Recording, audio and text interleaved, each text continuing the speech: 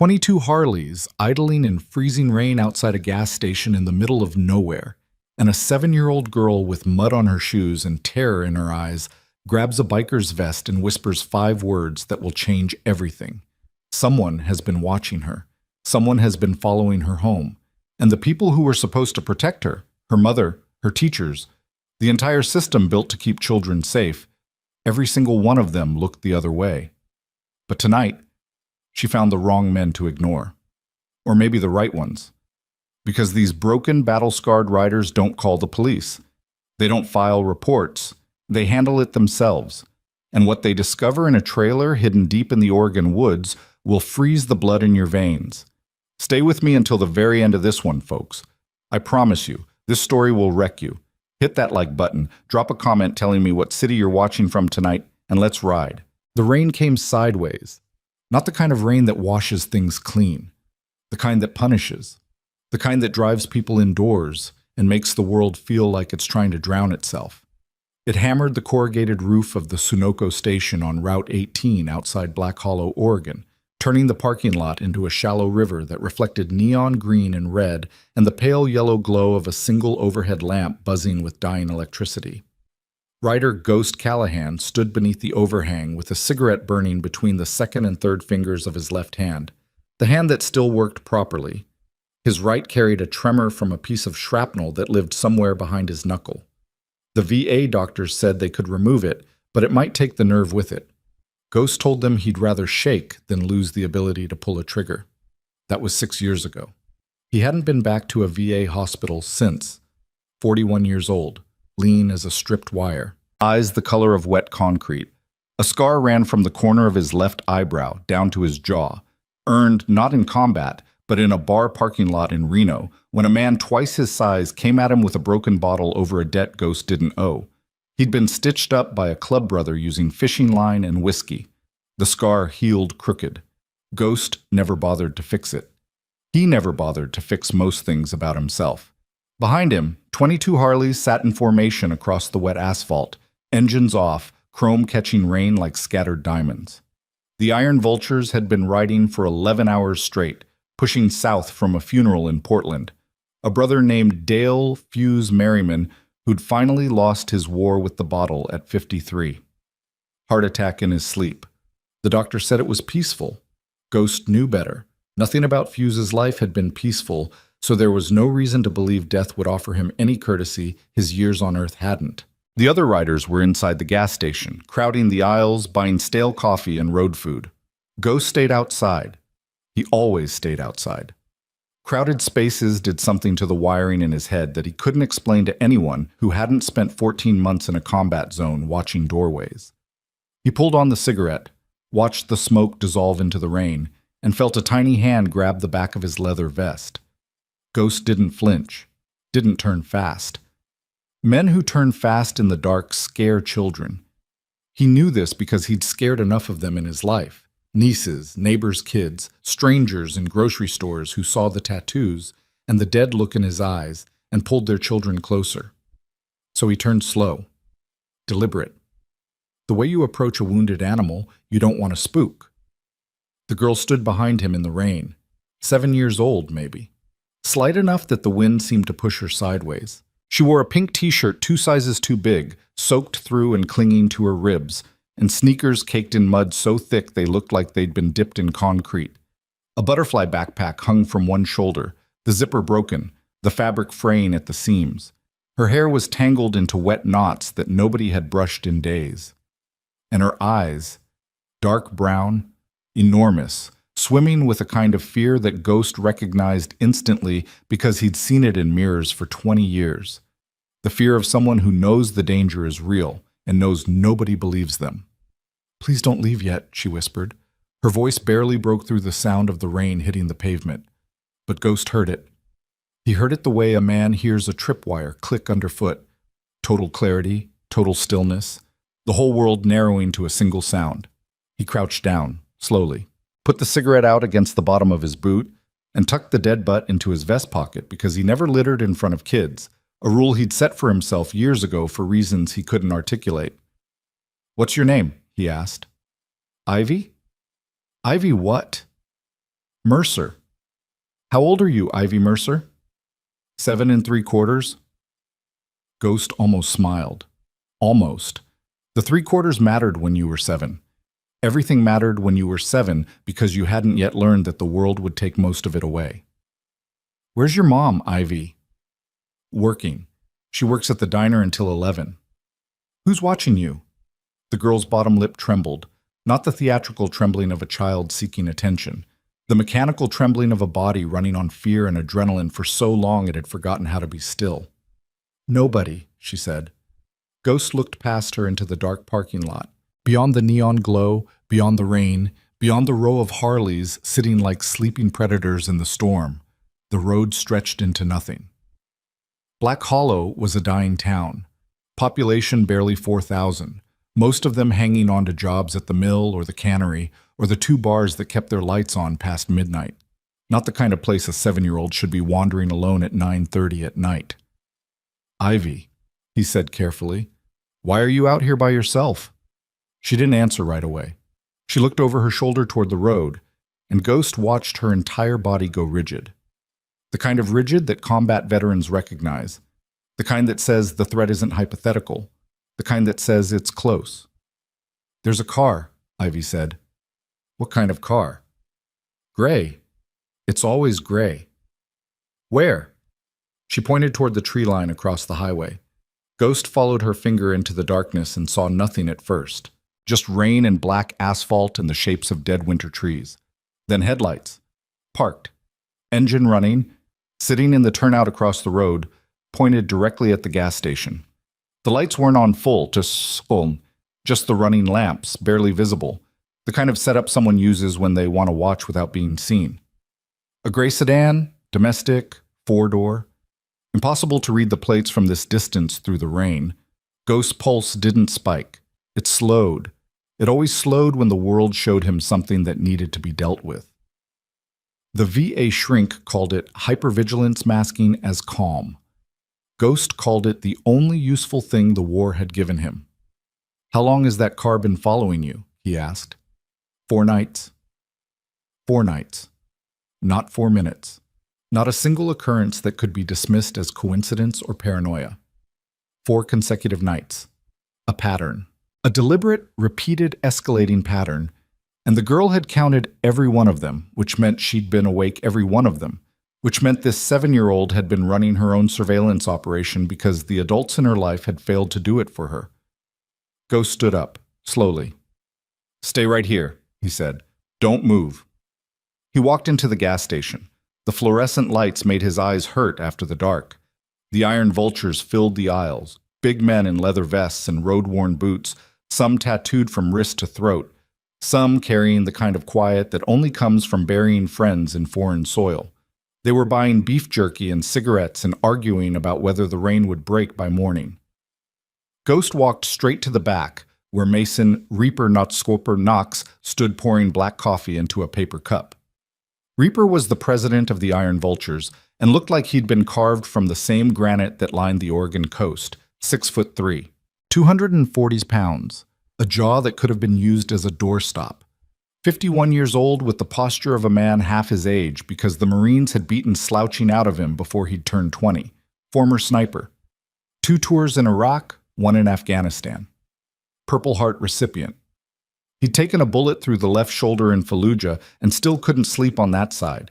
His eyes were the color of dirty ice, and Ghost hadn't seen them soften in the 10 years since Reaper's wife left and took his daughter to a state she refused to name. That loss lived in Reaper like a second skeleton. You could see it in the way he held his coffee, both hands, careful, like he was holding something fragile that might be taken from him again. We have a problem, Ghost said. Reaper didn't look up. We always have a problem. This one's different. Something in Ghost's voice made Reaper stop. The coffee cup paused halfway to his mouth. Reaper's eyes lifted and found Ghost's face, and whatever he read there made him set the cup down on the counter. Talk. Little girl, 7, outside alone in the rain, says a car has been following her for 4 nights. Gray sedan parked across the road right now with the engine running. Reaper's jaw tightened. The muscle in his cheek twitched once. To anyone who didn't know him, it would have looked like nothing. To Ghost, it was the equivalent of watching a bomb arm itself. "Where's the mother?" Reaper asked. "Working the night shift at a diner." "Where's the father?" "Didn't ask, but the kid's out here alone in the rain at 9:30, so I'm guessing the answer isn't good." Reaper said nothing for 3 seconds. 3 seconds was a long time for a man who'd made life and death decisions in fractions of one. "Show me," he said. They walked outside together. Ghost led Reaper to the corner of the building where Ivy stood exactly where he'd left her, arms wrapped around herself, shivering hard enough that Ghost could hear her teeth clicking from 5 feet away. Reaper crouched down in front of the girl. This mountain of a man, this walking weapon, lowered himself to one knee on the wet concrete the way a soldier kneels beside a wounded civilian. Slowly, deliberately, making himself smaller so she wouldn't have to look up. "Hey there," he said. His voice dropped to a register Ghost had never heard from him. Low, quiet, like a man talking to his daughter, which was exactly who he was thinking about. "I'm Mason. You cold?" Ivy nodded. Reaper unzipped his riding jacket and draped it over her shoulders. The thing swallowed her whole. She looked like a child wearing a tent made of leather and patches and the faint smell of road and engine oil. "Ghost says someone's been bothering you," Reaper said. "That right?" Another nod. "Can you tell me about it?" Ivy looked at Ghost, then back at Reaper. She was measuring them, deciding. This was a child who'd already learned that adults couldn't be trusted by default, that trust was a currency she couldn't afford to spend carelessly.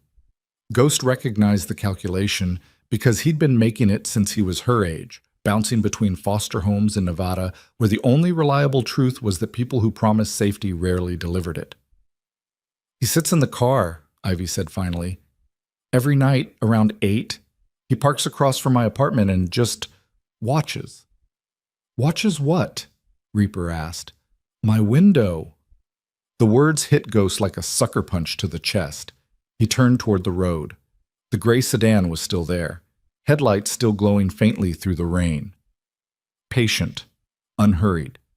The stillness of a predator that doesn't need to rush because it already knows its prey can't escape. "I told my mom," Ivy continued, her voice cracking now. "She said I was seeing things. She said I watched too many scary shows, but I don't even watch scary shows. I watch cartoons about dogs." She said it with such wounded indignation that Ghost felt something crack behind his ribs. Not break, crack. The hairline fracture that happens when you realize a child has been telling the truth, and no one listened. "I told my teacher too," Ivy added. "Mrs. Pemberton. She said sometimes cars just park in neighborhoods and it doesn't mean anything bad." "And what do you think?" Reaper asked. Ivy's eyes went flat. Not angry, not sad. Flat. The way a person's eyes go when they've accepted that they're alone with their fear. "I think he's waiting for something," she said. Reaper stood up.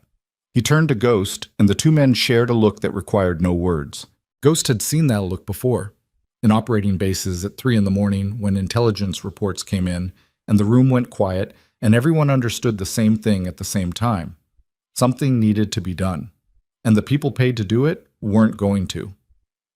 Reaper walked back into the gas station. Ghost heard him speak to the brothers. Low, controlled, the way he briefed missions. Ghost couldn't hear the words, but he heard the effect. Boots stopped shuffling, conversations died, and the vending machine hummed into the silence like a mechanical heartbeat. 30 seconds later, 22 iron vultures walked out of that gas station in single file. Nobody spoke. They mounted their bikes in the rain, engines firing one by one, each Harley catching like a controlled detonation until the sound filled the parking lot with a low, rolling thunder that vibrated in Ghost's chest. The neon signs buzzed. The rain fell harder, and the gray sedan across the road sat completely still. Ghost crouched beside Ivy again. "Where's your apartment?" he asked. She told him. 3 miles east, off Franklin Avenue, in a complex called Ridgewood Terrace that Ghost already knew was the kind of place landlords forgot about and tenants couldn't afford to leave. "We're going to follow you home," Ghost said. "All of us." Ivy stared at him. "All of you?" "All of us." "But there are so many." Ghost looked over his shoulder at the row of idling Harleys, at the silhouettes of scarred men in leather sitting in the rain without complaint, waiting. "Yeah," he said, "there are." He put Ivy on the back of his bike, wrapped her arms around his waist. She weighed nothing. A heartbeat pressed against his spine, warm despite the cold, alive despite everything. The iron vultures rolled out of the gas station in a formation so tight the headlights overlapped, cutting through the rain like a convoy of light through the dark. The sound was enormous. 22 V-twin engines roaring in unison, shaking the road, shaking the trees, shaking the night itself into something different, something that announced without a single word that the rules had changed. Ghost checked his mirror twice. The gray sedan pulled out of the turnout and followed. 3 miles of dark road, no streetlights, just headlights and rain and the enormous sound of engines and Ghost's hands steady on the handlebars with a 7-year-old girl pressed against his back, trusting him, trusting a man covered in scars and bad decisions, more than she'd trusted anyone in weeks. The gray sedan kept its distance. 4 car lengths. 5. Close enough to track them. Far enough to pretend it wasn't. Ghost felt the cold settle into his knuckles. The tremor in his right hand worsened.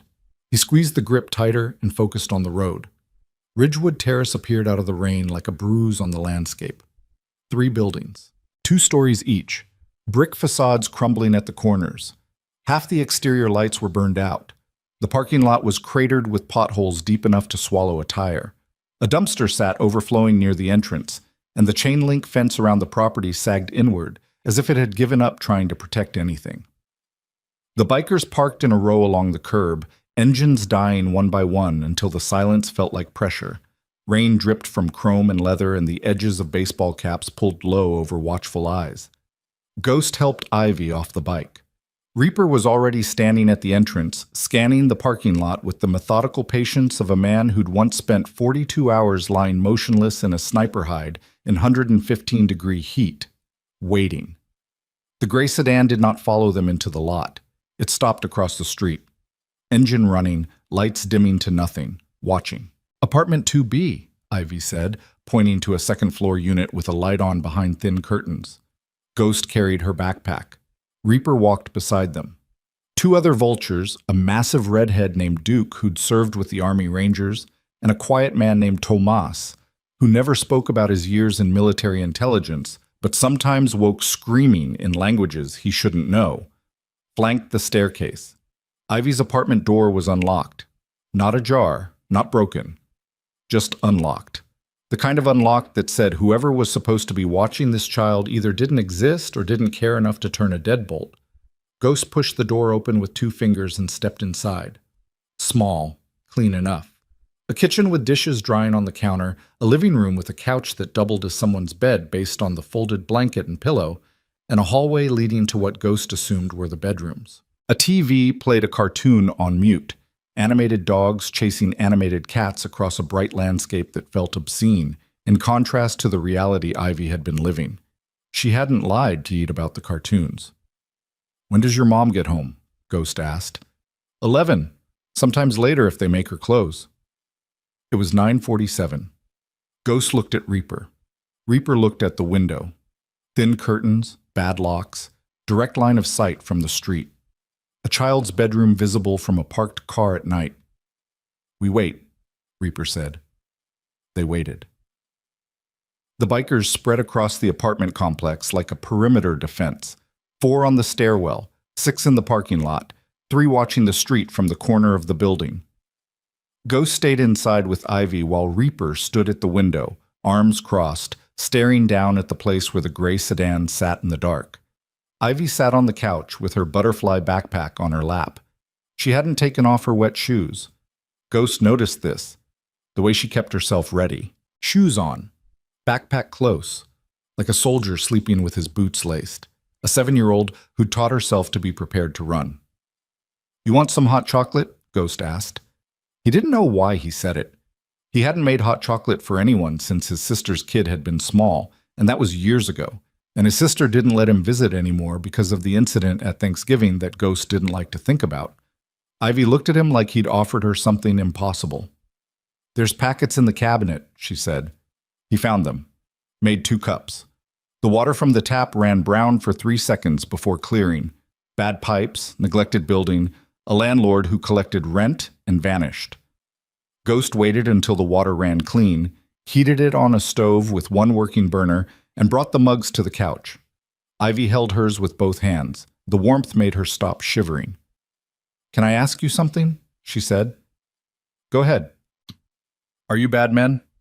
Ghost took a slow sip, burned the roof of his mouth, didn't flinch. "Some people think so," he said. "My mom thinks bikers are bad. Your mom might be right about some of them. But not you?"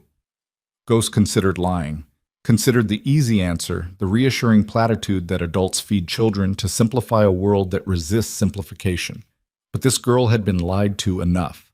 By a mother who dismissed her fear, by a teacher who dismissed it twice, by a system designed to catch people like the man in the gray sedan and somehow missed him entirely. "I've done bad things, Ivy," Ghost said, "but not to kids, never to kids." Ivy studied his face for a long time. The scar, the dead look in his eyes that softened slightly around children in a way he couldn't control. The tremor in his right hand that he steadied against the coffee mug. "Okay," she said, and drank her chocolate. At 11:22 p.m., headlights swept across the apartment window. A rusted Toyota pulled into the parking lot, and a woman stepped out into the rain, pulling a jacket over her head with one hand while the other fumbled for keys. Elena Mercer was 31 years old and looked 45. Not because she wasn't beautiful. She was, in the exhausted, fading way of women who work double shifts and sleep in 4-hour increments and carry guilt for what they can't provide. Her uniform smelled like fryer grease, and the coffee she'd been serving since 6 that morning. Her eyes were red. Her hands were raw. She saw the motorcycles first. 22 Harleys parked in a row outside her building, chrome gleaming under the one working streetlight, men in leather standing in the rain, watching, waiting. Elena froze. Her keys fell from her hand and hit the wet pavement with a sound that was swallowed by the silence. Then she saw Ghost standing in the doorway of her apartment. "Who the hell are you?" she said. Her voice carried the sharpness of a woman who'd learned to weaponize anger because it was the only defense she had. "Why are you in my apartment? Where's my daughter?" "Mom." Ivy appeared behind Ghost. "They helped me." "Get inside, Ivy, now." "Mom, listen. Inside, now." Ivy retreated. Ghost stepped out of the doorway and stood on the landing, giving Elena space. Reaper descended the staircase and stood 3 steps behind Ghost, present but not pressing. A calculated distance, close enough to support, far enough not to threaten. "Ma'am," Ghost said. "My name is Ghost. I'm with the Iron Vultures Motorcycle Club. Your daughter approached me at a gas station tonight because she was scared. She's 7. She gets scared of thunder." "She's not scared of thunder, ma'am. She's scared of a man in a gray sedan who's been parked outside your building for 4 consecutive nights watching her window." Elena's face changed. Not a dramatic shift, subtler than that. The anger didn't leave, but something beneath it moved. Something she'd been pushing down every time Ivy mentioned the car, every time the girl tried to tell her about the headlights and the man and the feeling of being watched. Something Elena had dismissed because dismissing it was easier than accepting it, because accepting it meant the world was more dangerous than she could afford to believe. "That's..." She stopped, swallowed. "She has an imagination." "No, ma'am." Ghost's voice went flat. Not cruel, flat. The flatness of a man delivering battlefield intelligence with no time for comfort. "She doesn't." He reached into the inside pocket of his vest and pulled out a folded paper, opened it, held it under the stairwell light. Photographs. Ghost had sent 2 brothers, Duke and Tomas, to run a quick circuit of the street while the sedan was still parked. Tomas, with his intelligence background, had taken pictures through the sedan's windshield with a long lens before the driver noticed the bikers moving. The photos showed a man in the driver's seat, white male, 40s, baseball cap, holding something in his lap that reflected the glow of a screen, and on that screen, barely visible but unmistakable in the enhanced photo Tomas had cleaned up on his phone, was a photograph of Ivy Mercer walking to school. Elena's knees buckled. Ghost caught her arm, held her up, didn't speak. Sometimes the worst truths need silence around them to land. "Oh God," Elena whispered. "Oh God, she was telling the truth." "She was always telling the truth," Ghost said. Elena covered her mouth with both hands. The rain soaked through her jacket. Her mascara ran. She looked at the row of bikers standing in the dark, then at Ghost, then at the window of her apartment where her daughter's face was pressed against the glass, watching. "What do I do?" Elena asked. Her voice cracked down the middle. "What am I supposed to do?" Reaper stepped forward. Not close, just forward enough to be heard. "You call the police," he said. "Report the vehicle. File for a restraining order. Document everything." "And what do you do?" Elena asked. Reaper looked at Ghost. Ghost looked at the gray sedan still parked across the street, engine still running, still watching. "We do what we do," Reaper said. Elena called the police at 11:38 p.m. A single patrol car arrived at 12:15 a.m. 37 minutes for a report of a child being stalked. The officer, a tired man named Brennan, who looked like he'd been on shift since dawn, took notes with the enthusiasm of someone filling out a form he knew would end up in a drawer. He walked across the street to check the sedan. It was gone. Officer Brennan told Elena there was nothing actionable without a plate number or a positive ID. He suggested she keep her doors locked. He suggested she contact a women's shelter if she felt unsafe. He did not suggest that a man surveilling a 7-year-old's bedroom window was a matter requiring urgency. He did not escalate the report. He did not call a detective. He drove away at 12:31 a.m. Ghost watched the taillights disappear and felt the familiar cold weight settle into his chest. The weight of understanding that the systems built to protect people like Ivy were not broken. They were working exactly as designed. They protected paperwork. They protected process. They protected the comfortable fiction that everything was fine because acknowledging otherwise required effort, resources, and the kind of moral courage that couldn't be measured on a performance review. "That's it?" Elena said from the landing. "That's all they're going to do?" Nobody answered her because the answer was yes, and it was the kind of yes that destroyed something in people when they heard it out loud. Reaper pulled Ghost aside at the base of the staircase. "Tomas got a partial plate," Reaper said. Low, just between them. "Oregon tags. He's running it now." "Through what?" "Through whatever channels Tomas has that none of us ask about." Ghost accepted this. In the Iron Vultures, certain brothers had skills acquired in previous lives that operated in gray areas the club neither endorsed nor questioned. Tomas could find people. That was all anyone needed to know. "What's your read?" Ghost asked. Reaper was quiet for a moment. Rain dripped off the brim of his cap. His eyes tracked the empty street where the sedan had been. "This isn't random," Reaper said. "Man with photos of a kid on his screen watching her window for 4 nights?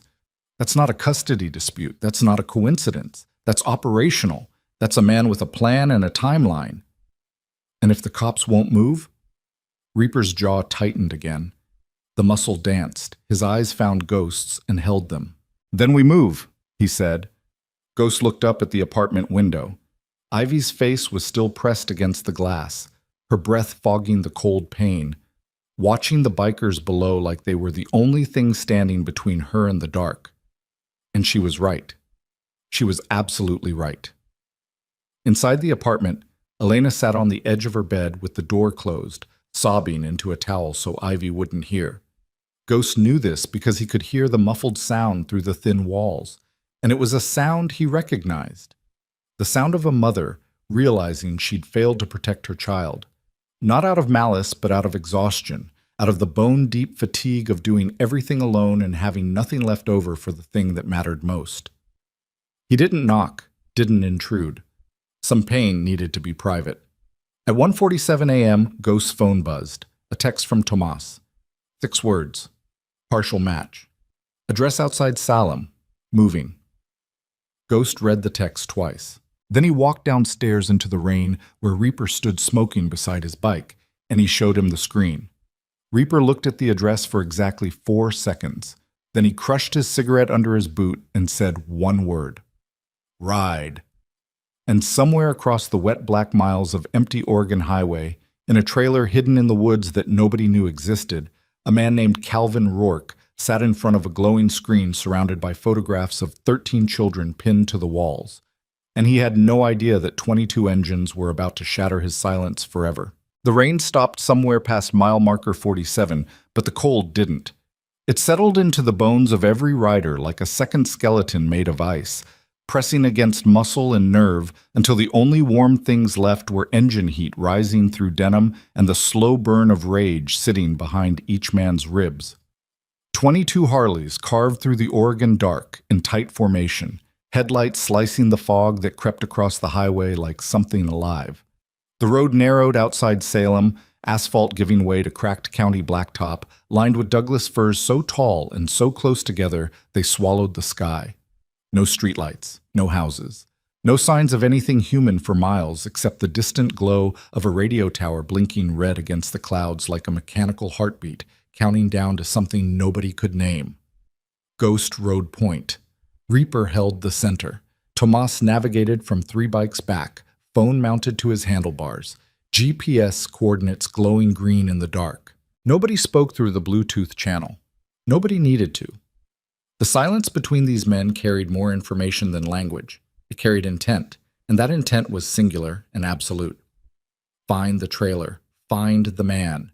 Find the truth about what he was doing to those children. At 2:23 a.m., Tomas's voice crackled through the earpieces. Quarter mile ahead, dirt access road on the left. No gate. No cameras that I can see from satellite, but that image is 6 months old.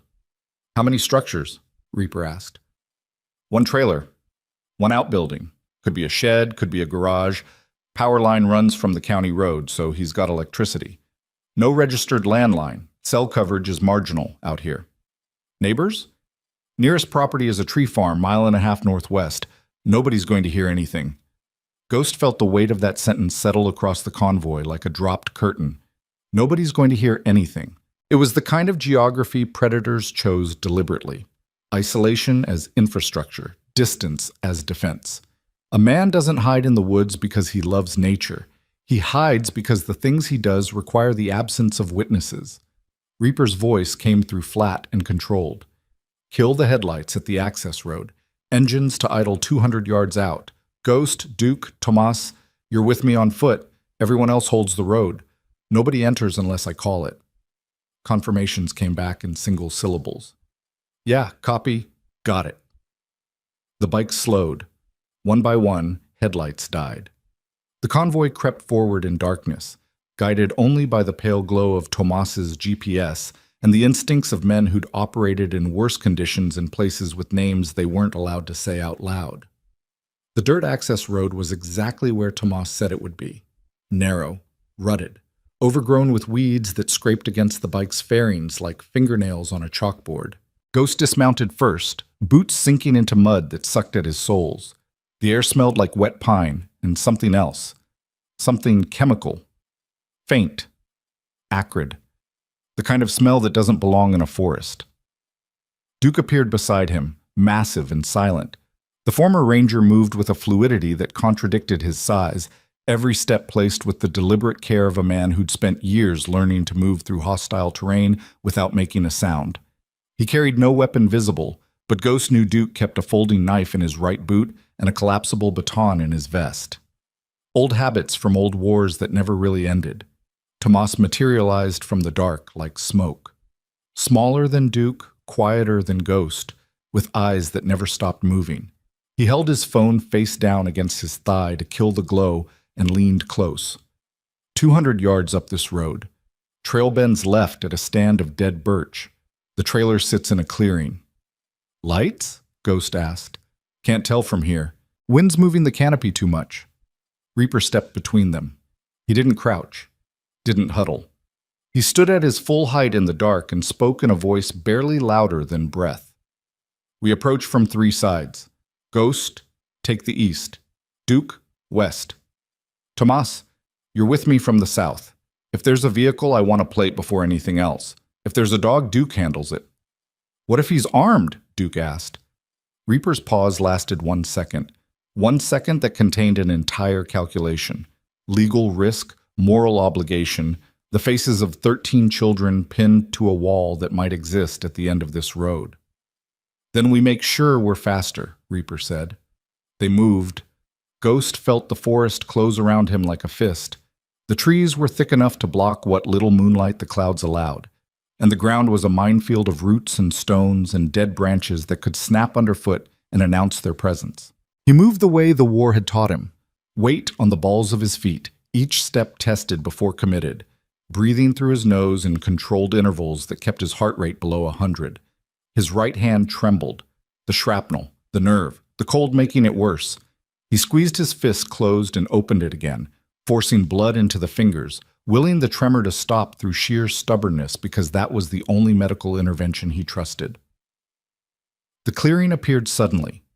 One moment there were trees, and the next there wasn't, and Ghost was looking at a single-wide trailer sitting in a patch of gravel and mud, surrounded by the dark shapes of the forest. The trailer was old, 70-something vintage, aluminum siding gone green with mildew, one end propped on cinder blocks where the axle had rusted through. A satellite dish sat on the roof, tilted at an angle that suggested amateur installation. Extension cords ran from the trailer to the outbuilding like umbilical cords feeding something alive, and the gray sedan was parked beside it. Same car, same domestic four-door. Organ plates visible now in the faint light leaking from a window on the trailer's far side. Ghost memorized the number automatically, a reflex from years of operating in environments where details kept you alive. A light was on inside the trailer. Not bright. The bluish flicker of a computer screen seen through a curtain that wasn't quite closed. Ghost keyed his earpiece twice. 2 clicks. The signal for "I'm in position" target confirmed. 2 clicks came back from Duke, then 2 from Tomas, then Reaper's voice. 1 word. "Hold." Ghost held. His legs burned from crouching, his knees ached from the cold. The tremor in his hand had migrated to his wrist, a rhythmic shaking he couldn't stop no matter how hard he squeezed. He breathed slowly and watched the trailer window and waited for the signal and felt the minutes stretch like wire pulled to the breaking point. 5 minutes passed, then 10. At the 13-minute mark, Ghost heard a sound that made every nerve in his body fire simultaneously. A child's voice. Not live. Recorded. Playing through speakers inside the trailer. A girl's voice, high and thin, laughing at something Ghost couldn't make out. Then the voice stopped and started again. The same laugh, the same fragment, replayed. Someone was listening to a recording of a child's laughter on repeat. Ghost's vision narrowed, the edges of the clearing blurred. His heartbeat, which had been controlled and steady for the entire approach, suddenly hammered against his ribs with a violence that felt like it would crack bone. The tremor in his hand vanished, replaced by a stillness so absolute that his fingers felt carved from stone. He keyed the earpiece. "Reaper." "I heard it. We need to go in. Now." "Ghost." "Now." Another pause, shorter this time. When Reaper spoke, his voice had changed. The controlled flatness was gone. In its place was something raw, something that sounded like the voice of a father who'd lost his daughter and was listening to a recording of a child's laughter coming from a predator's trailer in the middle of nowhere at 2:30 in the morning. "Go!" Ghost moved fast. Not running. That was how you tripped in the dark and broke an ankle and became useless. But fast. Combat fast. The speed of a man closing distance on a threat, with the understanding that every second of delay is a second the threat has to prepare. He crossed the clearing in 12 strides, reached the trailer door, tested the handle, locked. He didn't kick it, didn't need to. The door was hollow core, mounted on hinges that had rusted thin. Ghost hit it once with his shoulder, 205 pounds of forward momentum concentrated into a space the size of a fist, and the frame splintered inward like balsa wood. The smell hit him first. Stale air, old food, chemical cleaner, the acrid smell he'd caught outside, stronger now, the kind of industrial disinfectant used to sanitize surfaces. And beneath it, something else. Something sweet and wrong that Ghost couldn't identify, but that made the skin on the back of his neck prickle with the ancient wordless alarm of a body recognizing danger before the mind can name it. The trailer's interior was one long room divided by a half wall. Kitchen on the left, dishes in the sink, a microwave with a cracked door, a coffee maker still warm. Living space on the right, a recliner facing a desk, two computer monitors glowing blue, cables running along the floor like veins. And the walls. Ghost stopped breathing. The walls were covered. Not with posters or decorations or the random accumulation of a life lived in solitude. They were covered with photographs. Dozens of them. Printed on regular paper, pinned with thumbtacks in rows so precise they looked like a military briefing board. Children's faces. Children walking to school. Children playing in parks. Children entering apartments and houses and getting into cars and standing at bus stops and sitting in classroom windows visible from the street. Each photograph had writing beneath it. Small, neat handwriting in black ink. Names, ages, addresses, school schedules, parents' work hours. Which doors were locked, which weren't. Ghost's eyes found Ivy's photograph in the second row. She was walking alone on a sidewalk he recognized. The stretch of Franklin Avenue between the gas station and Ridgewood Terrace. Her butterfly backpack was visible.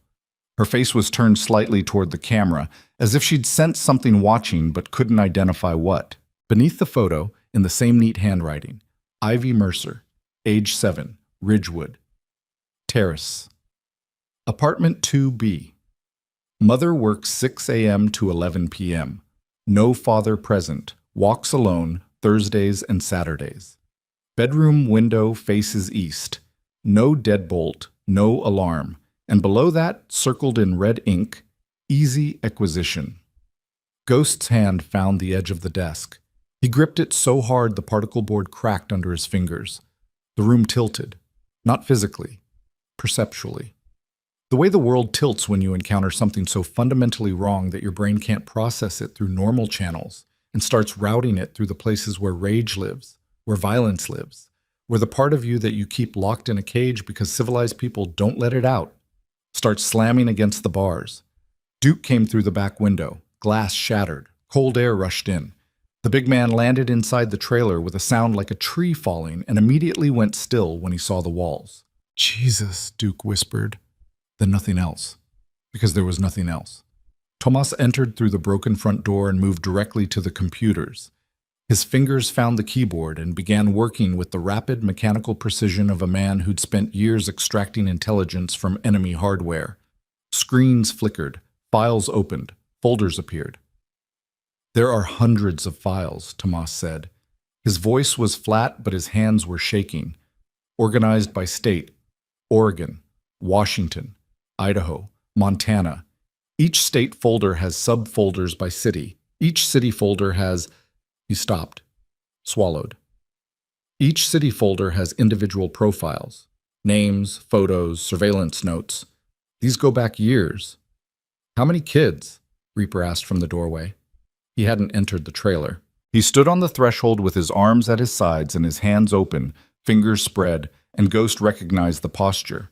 A man fighting the urge to close his fists because if he closed them, he wasn't sure he'd stop. Tomas scrolled, counted, scrolled again. 13 active profiles in Oregon alone, he said. But the archive folders... He trailed off, clicked. There are names marked as transferred. Dozens of them, with dates. The word hung in the air like a gunshot echo. Transferred, not freed, not released, not saved. Transferred. The language of logistics, the language of commerce, the language of a man who didn't see children as human beings, but as inventory moving through a pipeline. Where's the man? Ghost asked. Everyone stopped. Ghost was right. The trailer was occupied. Lights on, coffee maker warm, computer active, recording still playing on a loop through small desktop speakers. But the chair at the desk was empty. The recliner was empty. The narrow bathroom at the far end of the trailer, door hanging open, was empty. Calvin Rourke was not here. Ghost moved to the window and looked outside. The gray sedan sat in the gravel. Hood cold. He'd been home long enough for the engine to cool, which meant he'd arrived, entered the trailer, and at some point between then and now... The outbuilding, Duke said. They moved as one. Out the broken door, across the gravel, toward the wooden structure connected to the trailer by extension cords. It was larger up close than it looked from the tree line, maybe 20 by 30 feet, with a corrugated metal roof and walls made of plywood sheets nailed to a timber frame. A padlock hung from the door, but it was unlatched. Open. Ghost pulled the door wide. Inside was a workspace, a long table covered with a printer, a laminating machine, and stacks of paper. A filing cabinet stood against the back wall, drawers labeled with colored tabs. And sitting on a metal chair in the corner, illuminated by a single bare bulb hanging from the ceiling, was a man. Calvin Rourke was smaller than Ghost expected. 5'7", maybe. Thin, balding at the crown with a ring of gray-brown hair that needed cutting. Wire-rimmed glasses. A face so unremarkable it could have belonged to any middle-aged man in any small town in America. The kind of face you pass in the grocery store without a second glance. The kind of face that neighbors describe as quiet and kept to himself, and I never would have guessed. He was holding a phone. His thumb hovered over the screen. And when the door opened and 4 men in leather stood in the frame, Rourke didn't run, didn't fight, didn't scream. He pressed send. Then he set the phone down on the table beside him and raised both hands. "You're too late," he said. His voice was calm, conversational. The voice of a man who'd anticipated this moment and prepared for it the way a soldier prepares for capture, by ensuring that the important information was already transmitted before the enemy arrived. Ghost crossed the room in 3 strides, grabbed Rourke by the collar, and slammed him backward off the chair. Rourke hit the plywood wall and slid to the floor, glasses knocked sideways on his face, mouth open in a gasp that sounded more surprised than scared. "Too late for what?" Ghost said. His voice didn't sound like his own. It sounded like something that had crawled out of the locked cage inside his chest and was standing in the room wearing his skin. Rourke looked up at him and smiled. Not a wide smile, not theatrical. A small, tight smile. The smile of a man holding a card he knew was higher than anything on the table. "The profiles were uploaded 20 minutes ago," Rourke said. "All 13. To buyers who've already paid. I saw your bikes on the highway. You weren't exactly subtle, so I moved the timeline up." "What buyers?" Reaper's voice came from the doorway like a blade. "The kind who don't use names," Rourke said. "The kind who use numbers and encrypted channels and addresses that change every 72 hours. The kind who have been doing this longer than any of you have been riding motorcycles." Tomas was already moving. Back to the trailer, back to the computers. Ghost heard his boots on the gravel, then on the trailer's metal steps, then the rapid clicking of keys. Duke stood over Rourke with his arms crossed, blocking the only exit, breathing through his nose in a controlled rhythm that Ghost recognized as the big man's way of not killing someone. Duke had a daughter. She was 12. She lived in Medford with Duke's ex-wife, and Duke drove 4 hours every other weekend to see her, and the idea of her face on one of those walls was doing something to the inside of Duke's head that no amount of controlled breathing could fully contain. "Names," Ghost said. He crouched down to Rourke's level, close enough to smell the man's sweat, close enough to see the rapid pulse in his throat. "Every buyer, every contact, every address." "I don't have names," Rourke said. "That's how it works. Compartmentalization. I collect, I profile, I upload, someone else acquires, someone else transports. I never meet them. They never meet me. The system is designed so that no single point of failure can compromise the entire network." "You're a single point of failure right now," Ghost said. Rourke's smile faded slightly. "I'm one node. You cut me out, they'll replace me inside a week. There are people like me in every state. We find the vulnerabilities, single mothers, absent fathers, underfunded schools, neighborhoods where the streetlights don't work and the cops don't come fast. We find the gaps, and we feed the machine." Ghost hit him. Not hard. Not the way he wanted to.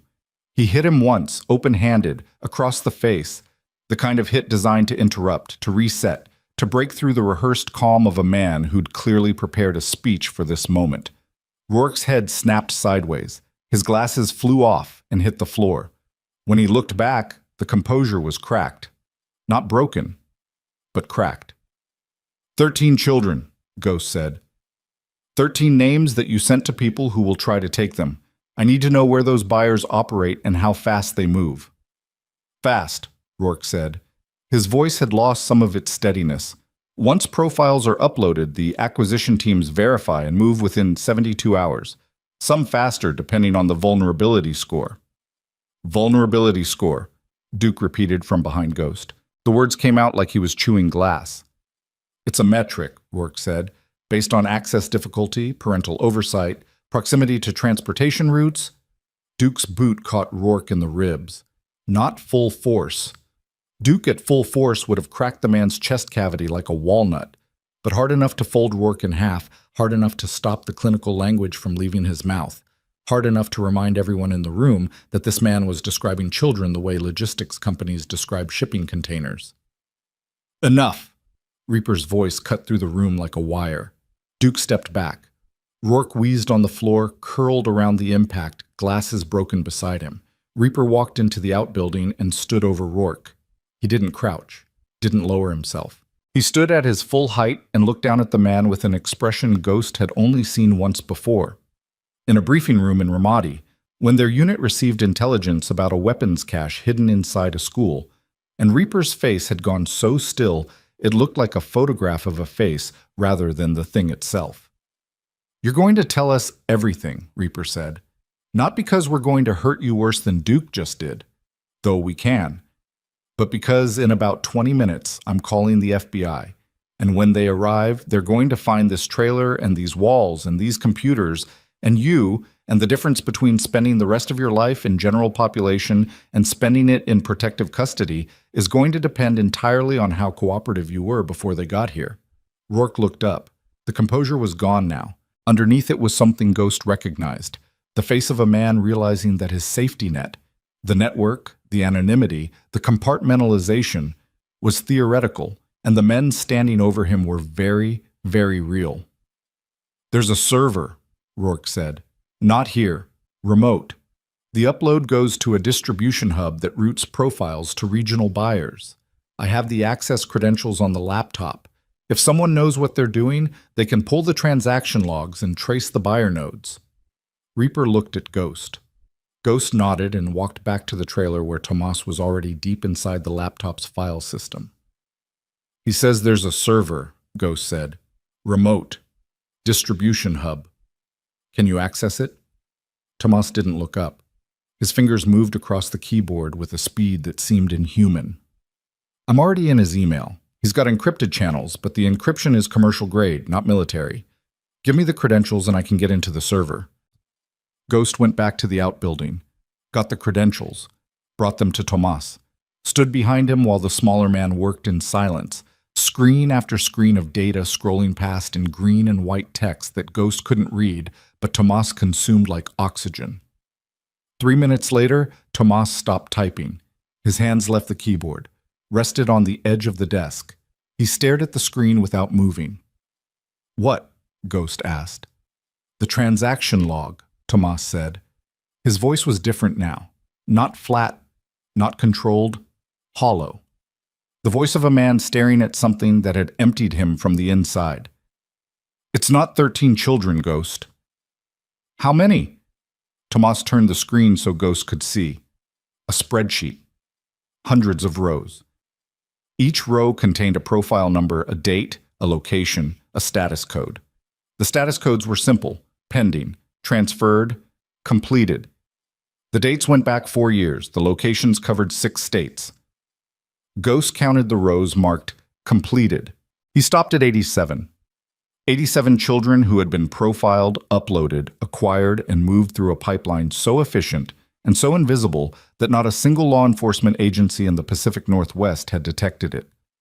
87 completed transactions, and 13 more pending, including a 7-year-old girl with a butterfly backpack who was right now sleeping in an apartment with a broken deadbolt, trusting that the men on motorcycles would keep her safe. Ghost's knees nearly gave out. He caught himself on the desk and stood there for a moment, breathing, just breathing, the way the VA shrink had taught him during the sessions he'd stopped attending. In through the nose for 4 counts, hold for 4, out through the mouth for 4. The technique that was supposed to prevent the adrenaline spike that preceded the kind of violence Ghost was capable of when the cage door opened. It wasn't working. He walked outside. stood in the cold, looked up at trees he couldn't see and sky he couldn't see, and felt the entire weight of 87 names pressing down on him like a physical force. Reaper found him there. "How bad?" Reaper asked. "Worse than we thought. Worse than anything," Ghost told him.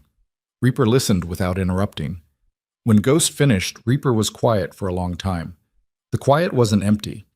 It was the sound of a man recalculating every variable in a situation that had just multiplied by a factor of 10.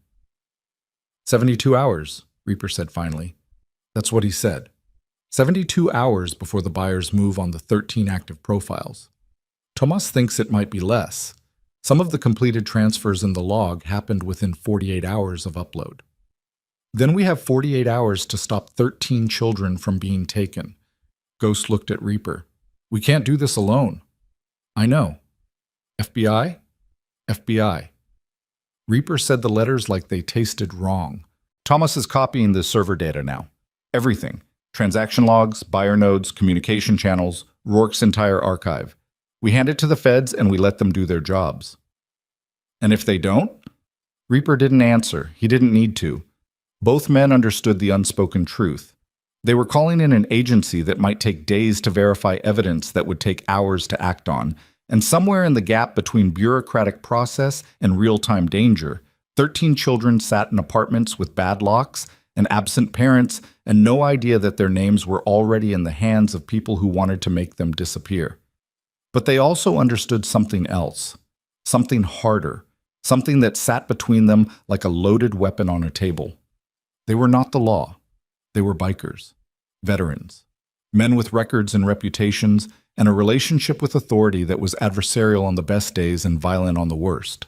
If they tried to protect those children themselves, all 13 across multiple cities, against a network they didn't understand, they would fail. Not because they lacked the will or the skill or the willingness to die trying, but because 13 targets across 6 cities required coordination, resources, and legal authority that no motorcycle club possessed. They needed the FBI. And the FBI would need evidence that was admissible in court, not extracted by bikers who'd broken into a trailer without a warrant. There's a problem, Ghost said. I know what the problem is. Everything we found in there, we obtained it illegally. Breaking and entering, no warrant, no probable cause documented through proper channels. A defense attorney could get every piece of evidence thrown out, and Rourke walks, and the network stays intact. Reaper's jaw worked. The muscle in his cheek danced. His eyes were fixed on the trailer where light still glowed blue through the curtain that wasn't quite closed, where Tomas sat copying data that could save 13 children or damn them, depending on which side of a courtroom door it landed on. Then we need someone inside the system, Reaper said. Someone who can receive this information and act on it in a way that doesn't trace back to us. Ghost thought about this. Thought about the people he knew, the bridges he'd burned, the contacts he'd severed when he chose the club over the straight world. And then he thought about one name he hadn't spoken in 3 years.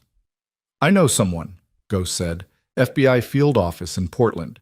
Agent named Delgado. She and I served together. She was a combat medic before she went federal. Can you trust her? I trusted her with my life in Kandahar. That was a different life. Yeah. Ghost paused. But she's the only one I know who will listen to a biker at 3 a.m. and not hang up. Reaper nodded once, slow.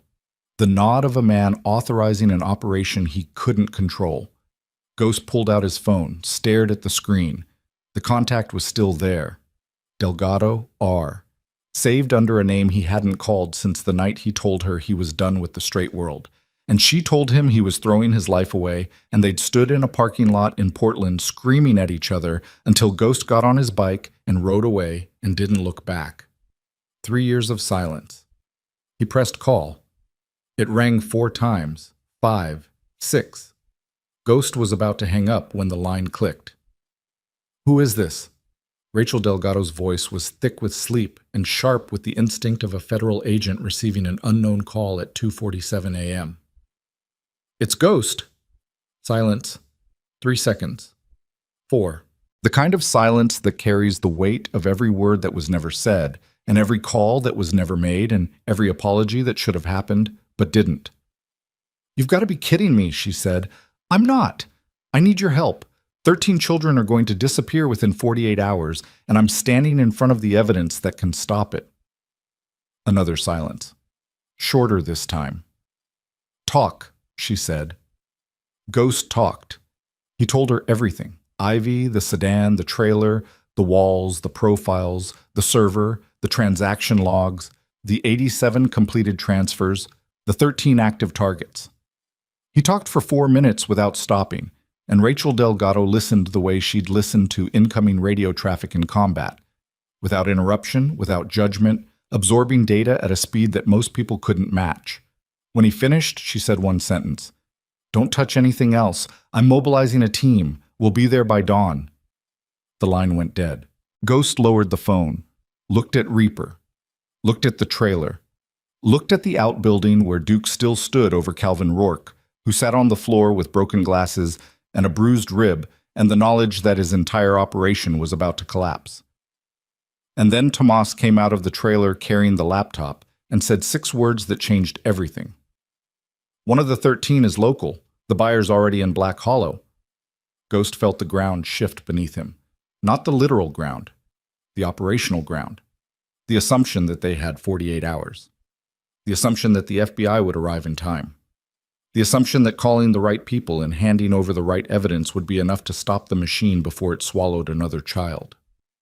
Because somewhere in Black Hollow, Oregon, 3 miles from Ivy Mercer's apartment, 3 miles from the broken deadbolt and the thin curtains and the window that faced the street, someone had already paid for a child.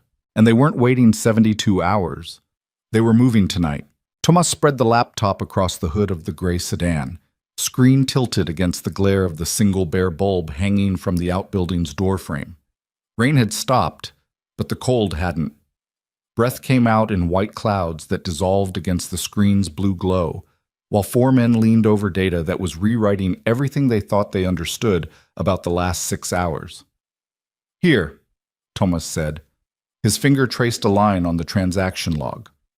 Profile number OH-009, 7-year-old female, Black Hollow, Oregon.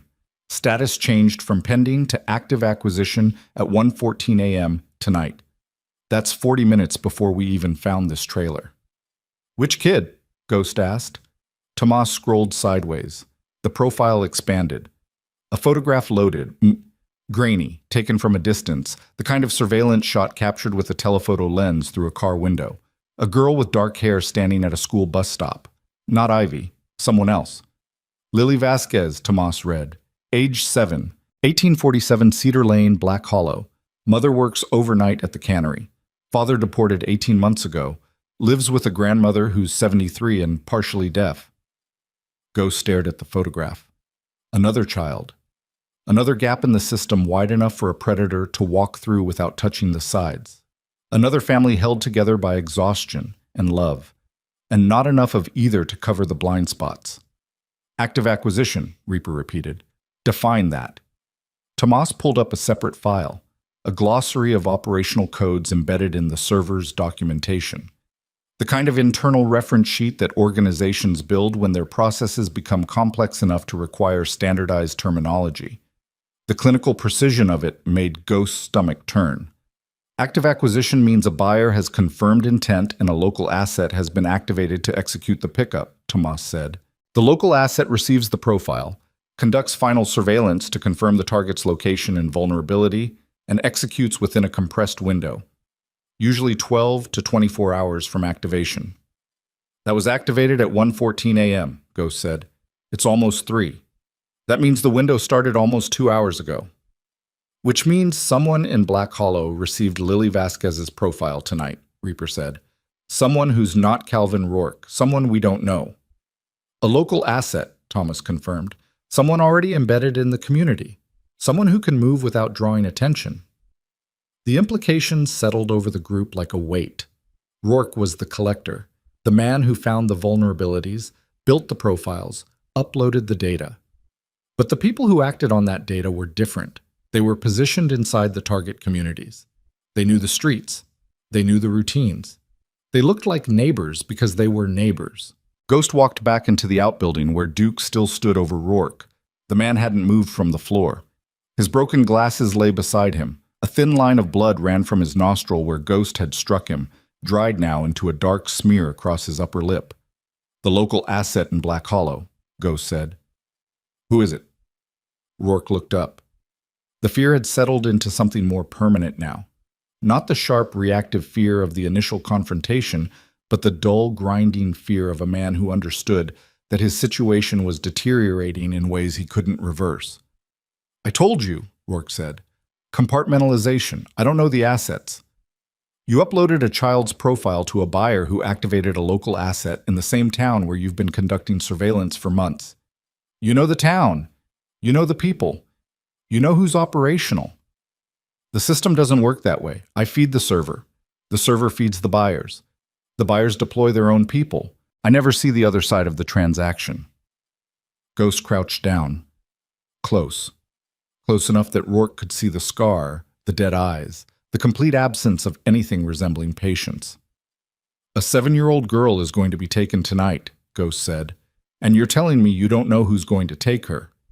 Rourke's eyes darted to the doorway where Reaper stood, then back to Ghost, then to Duke, who hadn't moved but whose breathing had changed.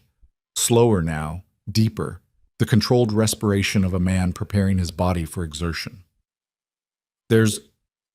"I heard things," Rourke said, "on the encrypted channels, before they moved me to the upload-only protocol. There was a name." "What name?" "Whitfield. Someone called Whitfield. I don't know if it's a first name or a last name or a code, but it came up in connection with Oregon acquisitions, multiple times." "Whitfield," Tomas repeated from outside. Ghost heard keys clicking immediately. Ghost held Rourke's gaze for 3 more seconds, reading the man's face the way he'd once read terrain maps, looking for what was hidden, what was covered, what was waiting to kill you behind the next ridge. "Is there anything else you're not telling me?" Rourke hesitated. The hesitation lasted maybe half a second, but Ghost caught it. The flicker in the eyes, the micro-movement of the jaw, the body's involuntary confession before the mouth decided whether to follow. "The buyers," Rourke said, "they don't just take children." "What do you mean?" "The profiles I upload. They include information about the household, who lives there, who might interfere. The buyers use that information to clear obstacles." The words landed like a concussion grenade in a closed room. Clear obstacles. The antiseptic language of a machine that didn't just traffic children, but eliminated anyone who might get in the way. Mothers, grandmothers, neighbors, anyone who might notice, anyone who might fight back, anyone who might scream. Ghost stood up. His legs felt like they belonged to someone else. "Lily Vasquez's grandmother," he said, 73, partially deaf. "She's the only person in that house tonight." Rourke said nothing. He didn't need to.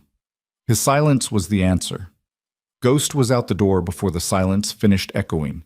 He grabbed Reaper by the arm, something no member of the Iron Vultures ever did to their president, a breach of protocol so severe it would normally earn a man a week of cold shoulders and club discipline. But Reaper didn't pull away. He looked at Ghost's face and saw whatever was written there and understood that protocol had ceased to exist. "We have to get back to Black Hollow," Ghost said. "Now. Not at dawn. Not when the FBI arrives. Now." Ghost. "There's a girl named Lily Vasquez at 1847 Cedar Lane. She's 7. She lives with her grandmother who can barely hear. The buyer has a local asset moving on her tonight, and that asset has instructions to remove anyone in the way. That old woman is an obstacle in their file. Do you understand what I'm telling you?" Reaper understood. Ghost could see it in the way his body changed, the shoulders squaring, the weight shifting forward onto the balls of his feet, the eyes going from analytical to operational in the space between one heartbeat and the next. "Tomas!" Reaper called. "Already running it."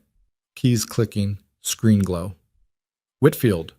There's a Keith Whitfield registered at an address in Black Hollow, 2200 Birch Street, about 6 blocks from Cedar Lane." "What else?" "Property records show he's lived there 11 years. No criminal record that I can find in public databases, but that doesn't mean much. These people are selected specifically because they're invisible. Clean backgrounds. Community ties. The kind of person nobody suspects because there's nothing to suspect." Reaper looked at the sky. Still dark. Hours before dawn. Hours before Agent Delgado and her team would arrive from Portland. Hours during which a 73-year-old woman and a 7-year-old girl sat in a house on Cedar Lane with no idea that someone 6 blocks away had received a file with their address and a set of instructions that ended with them disappearing. "Split the chapter," Reaper said. "Tomas, you stay here with Rourke. Secure the evidence. When the FBI arrives, you hand over everything. And the rest of us? The rest of us ride back to Black Hollow." "All 20? Reaper shook his head. "Too many, too loud. We roll 20 Harleys down Cedar Lane at 3 in the morning and we spook the asset. He goes underground, contacts the network, they scrub the operation and relocate. We lose him, and we lose every connection he has. So what's the play? 4 bikes, Ghost, Duke, me, and Coffin." Coffin. Real name Curtis Wade. The club's sergeant-at-arms. A former Navy corpsman who'd done 3 tours as a combat medic before coming home to find that the VA had lost his paperwork, and the country he'd served had no record of his service. He earned the name Coffin not because he was dangerous, though he was, but because he'd spent more time working on the dead and dying than anyone else in the club and carried that weight in his eyes like pennies placed on a corpse's eyelids. He was standing 30 yards away in the dark, leaning against his bike, smoking a cigarette with the patience of a man who'd watched people die slowly and learned that urgency was a luxury that panic couldn't afford. "Coffin," Reaper called. The red ember of the cigarette moved, boots on gravel. A shape emerging from the dark. 6 feet tall, lean, angular, with a face that looked like it had been assembled from spare parts that didn't quite match. Misaligned jaw from a bar fight in Norfolk. Crooked nose from a training accident at Camp Lejeune. Eyes that were 2 slightly different shades of brown, a genetic quirk that made people uncomfortable without knowing why. "Yeah," Coffin said. "We're going back. A kid's in immediate danger. We need to be quiet." Coffin dropped his cigarette, crushed it, didn't ask for details, didn't need them. The word kid was a complete briefing for men like him. Reaper addressed the remaining riders. 18 men standing in the cold, breath fogging, faces hard. "Hold this perimeter until the feds arrive. Nobody leaves. Nobody touches the evidence. Tomas is in command until I'm back." No arguments. No questions. 18 nods in the dark. 4 bikes fired. The sound was still enormous. 4 Harleys in an empty forest at 3 a.m. Made the trees vibrate. But it was a fraction of the full convoy, and within minutes the sound faded behind them as they hit the county blacktop and opened the throttles toward Black Hollow. Ghost rode with his jaw clenched so tight his molars ached. The wind carved through his jacket at 70 miles an hour, numbing his hands, his face, the edges of his ears. The tremor in his right hand had returned with a vengeance, the cold and the adrenaline conspiring to make his grip unreliable. He compensated by locking his wrist, using his forearm as a stabilizer, the way he'd learned to shoot in combat when his hands wouldn't cooperate. 26 minutes. That's how long it took to cover the distance from the trailer to Black Hollow, at speeds that would have earned them all reckless driving charges if there'd been a single cop on the road. 26 minutes of engine noise and freezing wind, and the relentless knowledge that every second was a second in which a 7-year-old girl and her grandmother were unguarded. They killed the engines 2 blocks from Cedar Lane and coasted the last stretch in silence, bikes rolling on momentum alone, tires hissing on wet pavement. The neighborhood was quiet. Small houses set back from the street behind chain-link fences and overgrown hedges, porch lights off, windows dark. The kind of neighborhood that slept hard because the people who lived there worked harder. 1847 Cedar Lane was a single-story bungalow with white siding that had gone gray from years of Oregon rain. A low fence surrounded a small yard with a garden that someone had tended carefully. Even in winter, Ghost could see the shapes of raised beds and the skeletal remains of summer flowers cut back for the season. A light was on in the front room. A television's blue glow flickered behind drawn curtains. The grandmother was awake.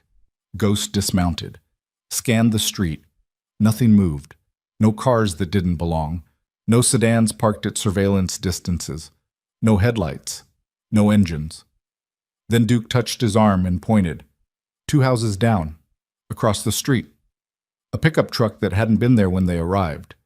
Ghost was sure of this because he'd memorized every vehicle on the block in the first 3 seconds, the way combat veterans inventory a room for exits and threats before they consciously register the wallpaper.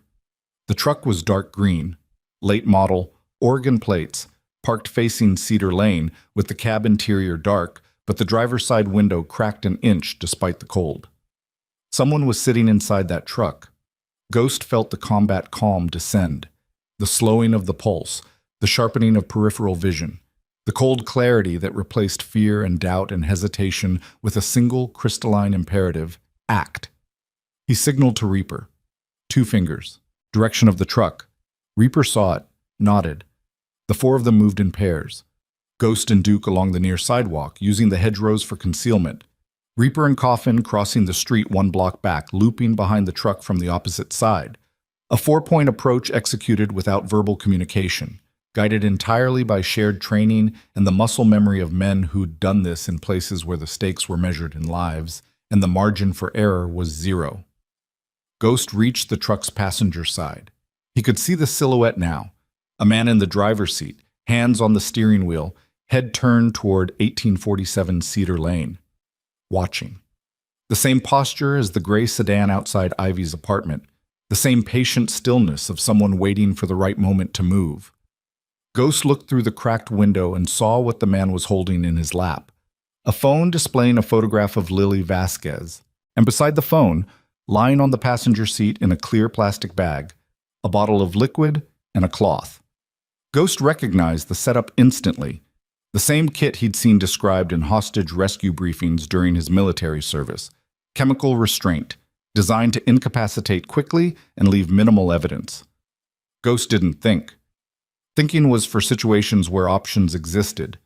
This was not one of those situations. He grabbed the door handle, locked. He slammed the heel of his palm against the window, once, twice, cracking the glass on the second hit, spiderwebbing it on the third. The man inside lurched sideways, eyes wide, mouth opening to scream or shout or curse. Reaper was already at the driver's side. He reached through the cracked window, unlocked the door, ripped it open, and grabbed the man by the collar of his jacket with one hand, while the other found the man's wrist and twisted it backward in a joint lock so fast the movement looked rehearsed. The man screamed, not loud. The pain cut through his vocal cords before the scream fully formed, turning it into a compressed, strangled sound that died in the back of his throat. Duke pulled the phone from the man's lap. Coffin secured the plastic bag from the passenger seat, holding it by the corner with 2 fingers, evidence preservation instincts from years of combat documentation kicking in automatically. Reaper pulled the man from the truck and forced him to the ground. Face against wet asphalt, hands pinned behind his back.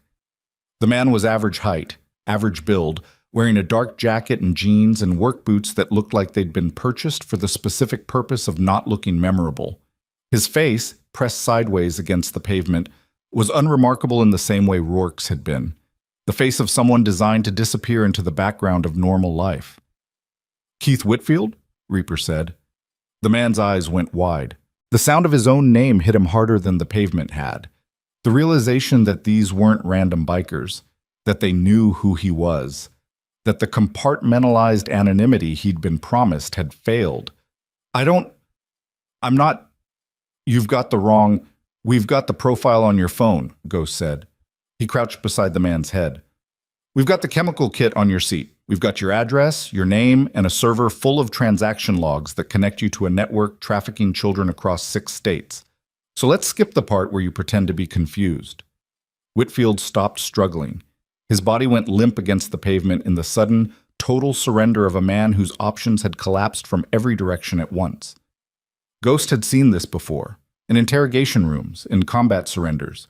In the moment a captured enemy combatant realizes that the fight is over and the only remaining variable is how much pain the next few minutes will contain. "I want a lawyer," Whitfield said. "We're not cops," Duke said. Whitfield's face changed. The remaining color drained from it. The difference between being caught by law enforcement and being caught by 4 bikers on a dark street at 3 in the morning was the difference between a system with rules and a system without them, and Whitfield could see that difference written in the scars and the tattoos and the flat, exhausted eyes of the men holding him down. "How many times have you done this?" Ghost asked. I want... How many children? Whitfield pressed his lips together, shut his eyes. The posture of a man who had decided to stop talking, to retreat behind the only wall he had left. Silence. Ghost let him. For now. Reaper stood up and pulled Ghost aside. They stood in the shadow of a hedge while Duke kept Whitfield pinned and Coffin photographed the contents of the truck with his phone. The chemical kit, the phone, the profile, the driver's license and the glove compartment that confirmed Keith M. Whitfield, 2200 Birch Street, Black Hollow, OR. We've got him, Reaper said. But this isn't a courtroom. We need to secure the girl and her grandmother and hold this man until Delgado's team arrives. Agreed. Ghost. Reaper paused. There's something else. What? Tomas texted me while we were riding. He found something in the server he didn't mention on the comm channel. Didn't want the other brothers to hear. What did he find? Reaper pulled out his phone, opened a message, turned the screen toward Ghost. It was a screenshot of an internal communication from the network's encrypted channel. A message dated 3 weeks ago, routed through the same server Tomas had accessed. The message was brief. Black Hollow asset confirms law enforcement contact active. Officer on payroll. Weekly intelligence reports on patrol schedules, CPS investigations, and mandatory reporting compliance. Asset secure. Ghost read it twice. 3 times. The words didn't change. Law enforcement contact active. Officer on payroll. Someone inside the Black Hollow Police Department was feeding information to the trafficking network. Patrol schedules, so the assets knew when to move without being seen. CPS investigations, so they knew which families were already flagged and which could disappear without triggering institutional alarm. Mandatory reporting compliance, so they knew which teachers and doctors and social workers were actually filing reports and which were letting things slide. Officer Brennan, the tired man who'd arrived 37 minutes late, who'd taken notes without urgency, who'd walked across the street to check a sedan that was conveniently gone, who'd told Elena Mercer there was nothing actionable and suggested she keep her doors locked, the officer who hadn't escalated the report, who hadn't called a detective, who'd driven away at 12:31 a.m. with the calm efficiency of a man who knew exactly what he was doing and exactly what he was protecting. Ghost's body went cold. Not the cold of the Oregon night, a deeper cold. The cold of realizing that the systems he'd already known were broken were worse than broken. They were compromised, infiltrated, turned against the people they were designed to protect by someone wearing the same uniform that was supposed to represent safety. Brennan, Ghost said. We don't know that for certain, Reaper said.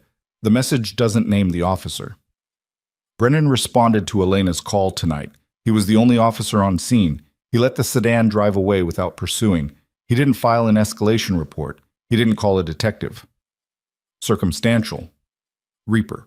He told a single mother to lock her doors and contact a women's shelter while a man was surveilling her 7-year-old daughter through a bedroom window. That's not incompetence. That's cover.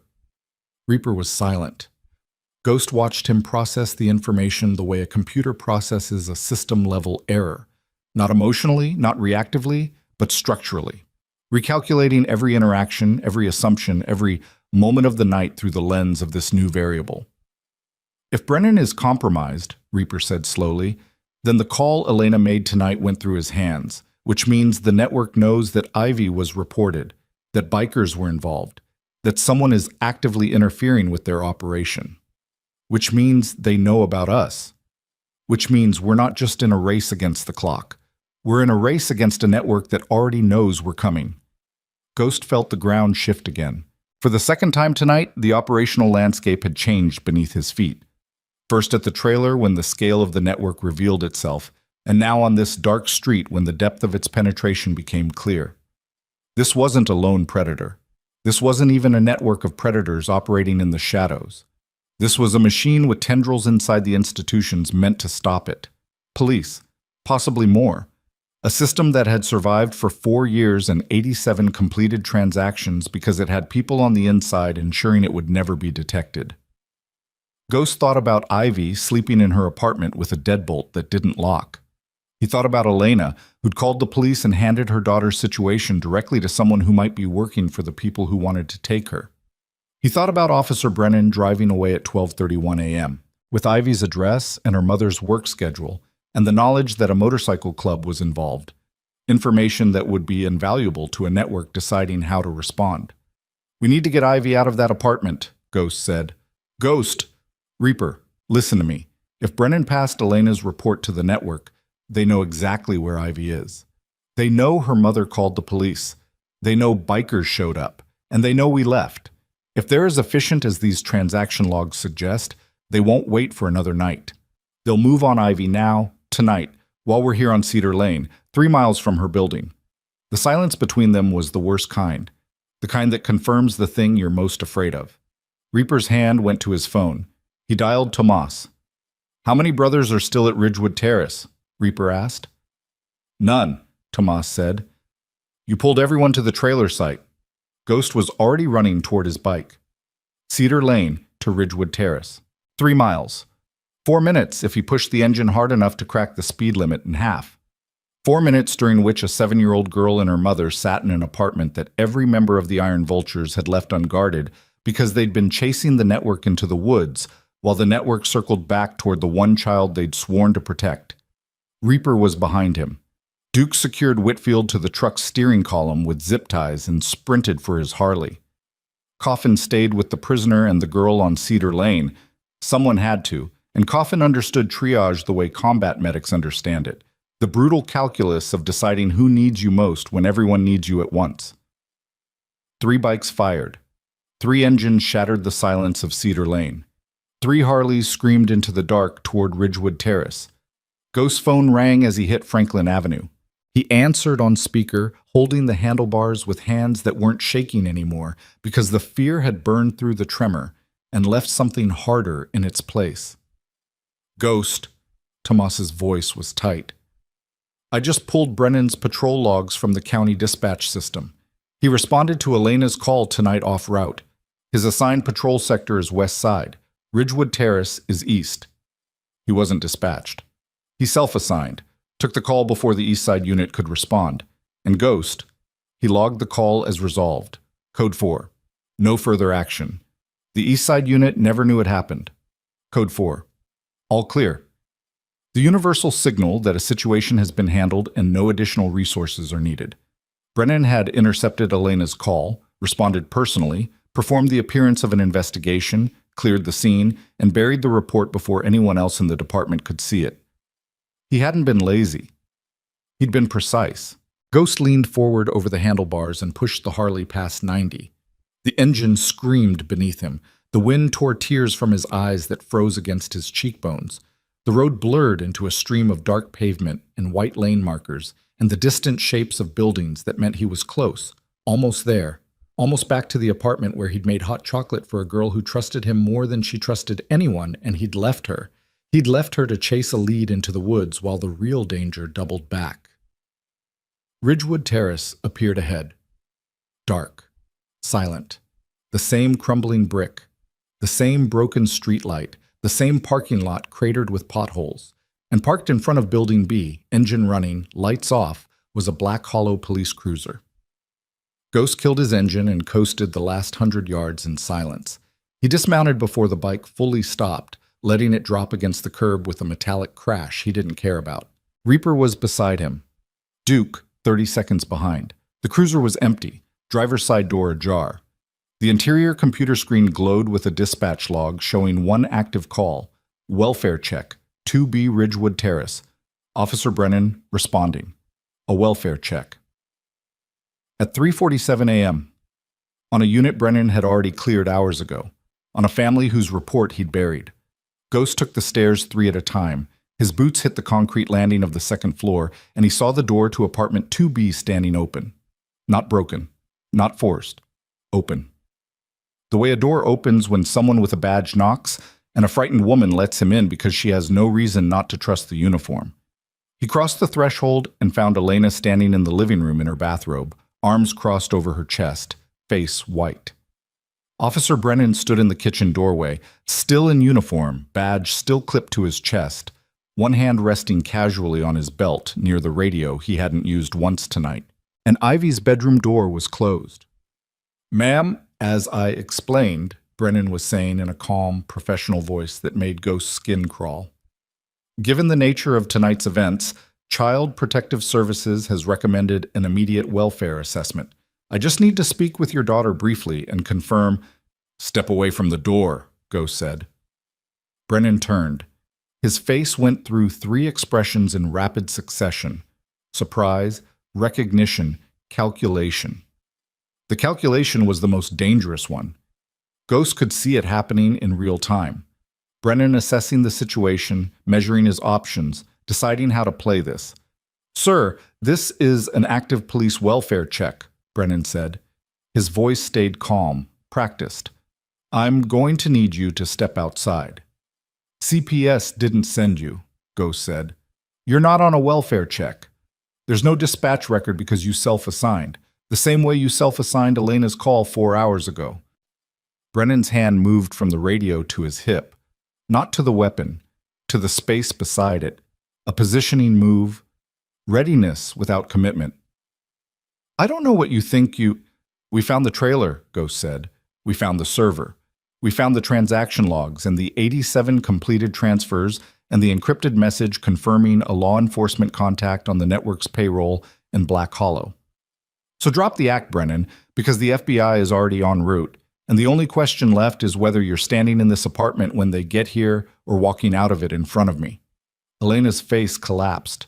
She looked at Brennan, then at Ghost, then back at Brennan, the realization hitting her in waves that the man she'd let into her apartment, the officer she'd trusted because the badge said she should, was part of the machine that wanted to take her daughter. Elena, Ghost said without taking his eyes off Brennan, take Ivy. Go to the bedroom. Lock the door. Elena didn't hesitate. She moved down the hallway, opened Ivy's door, stepped inside, and the lock clicked behind her. Brennan and Ghost stood 6 feet apart in a kitchen that smelled like cold coffee and dish soap. Brennan's hand was still on his hip. Ghost's hands were at his sides. Empty. Open. The tremor completely gone, replaced by the absolute stillness that comes when the body understands that what happens next will be decided not by planning or preparation or protocol, but by which man moves first and which man doesn't move fast enough. Behind Ghost, Reaper's boots hit the landing, and behind Brennan, through the thin kitchen wall, Ghost heard Ivy's small voice ask her mother a question that broke something inside him that he wasn't sure could be put back together. Mommy, why is the policeman here again? Is he going to help us this time? Brennan's hand moved, not toward the weapon on his hip, toward the radio on his shoulder. A calculated reach, the kind of motion a man makes when he wants to call for backup or broadcast a distress signal that would bring every on-duty officer in Black Hollow to this apartment within minutes. A motion that would flood this building with uniforms and sirens and the institutional authority that Brennan had been hiding behind all night. Ghost closed the distance in 2 steps. His left hand caught Brennan's wrist before the fingers touched the radio. His right, the one with the tremor, the one that shook every waking hour of every miserable day, locked around the radio itself and ripped it from the shoulder mount with a single twist that snapped the clip and sent the battery cover skittering across the kitchen floor. Brennan swung with his free hand, a wild, panicked hook that caught Ghost on the side of the jaw. Not hard. Not trained. The punch of a man who'd spent his career behind a badge and a clipboard and had never been in a fight where the other person wasn't already handcuffed. Ghost absorbed the impact without moving his feet. He'd taken worse from better men in worse places, and the pain was nothing, a dull flash that registered and disappeared like a match struck in the rain. Ghost twisted Brennan's wrist inward and drove the officer backward against the refrigerator. Magnets scattered, a child's drawing, purple flowers, a yellow sun, the word "mommy" written in crooked letters, fluttered to the floor. Brennan's back hit the appliance hard enough to dent the door panel, and the air left his lungs in a compressed grunt that sounded like a tire puncturing. "Don't," Ghost said. One word, low, the voice he used when he meant something so completely that additional words would only dilute it. Reaper stepped through the apartment door. His eyes swept the scene, Ghost pinning Brennan against the fridge, the radio in pieces on the floor, the hallway where Elena and Ivy were locked behind a bedroom door. He processed it in under 2 seconds and positioned himself at the kitchen entrance, blocking the only exit with his body the way a wall blocks wind. "Officer Brennan," Reaper said. His voice was terrifyingly calm. The calm of deep water. The calm of a man who'd watched people die through a rifle scope from 800 yards and felt nothing but the recoil. "You have about 90 seconds to explain what you're doing in this apartment before the FBI arrives, and the explanation becomes someone else's problem." Brennan's face was red. Veins stood out on his forehead. His eyes moved between Ghost and Reaper with the frantic calculation of a cornered animal measuring the distance to every wall. "You're assaulting a police officer," Brennan said. His voice cracked on the last word. "That's a felony, both of you." "I'll have your—" "You came here to take a child," Ghost said. "That's insane. I'm conducting a welfare—" "There is no welfare check. There's no CPS referral. You self-assigned this call the same way you self-assigned Elena's call 4 hours ago. You're here because the network flagged this address, and you're the asset that clears the path." "I don't know what network you're talking about." "Then explain the encrypted message," Reaper said. "Law enforcement contact active. Officer on payroll. Weekly intelligence reports on patrol schedules." "That ring any bells, officer?" Something broke behind Brennan's eyes. Not his composure, that was already gone. Something deeper. The last thin membrane of denial that separated the man he pretended to be from the man he actually was. Ghost watched it happen the way you watch glass fracture in slow motion.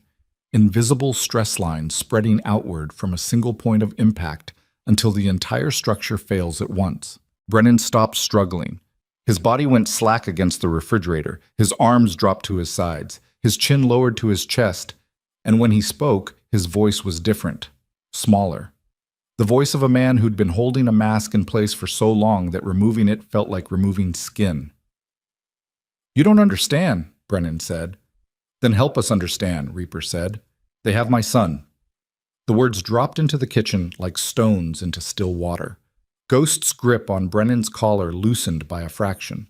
Not a conscious decision, but a reflexive response to information that didn't fit the architecture of what he thought he knew. He'd been operating under a clear framework. Brennan was compromised. Brennan was complicit. Brennan was an enemy embedded inside the system.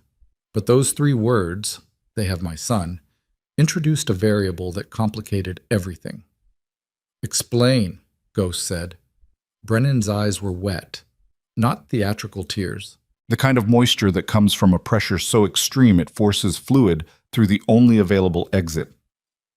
"My boy, Caleb. He's 9. He lives with my ex-wife in Bend. 2 years ago, a man contacted me, said he knew where Caleb went to school, what time he got picked up, what route my ex-wife drove home. He showed me photographs, recent ones. Caleb at soccer practice, Caleb at the library, Caleb eating lunch through a cafeteria window." Brennan's voice broke.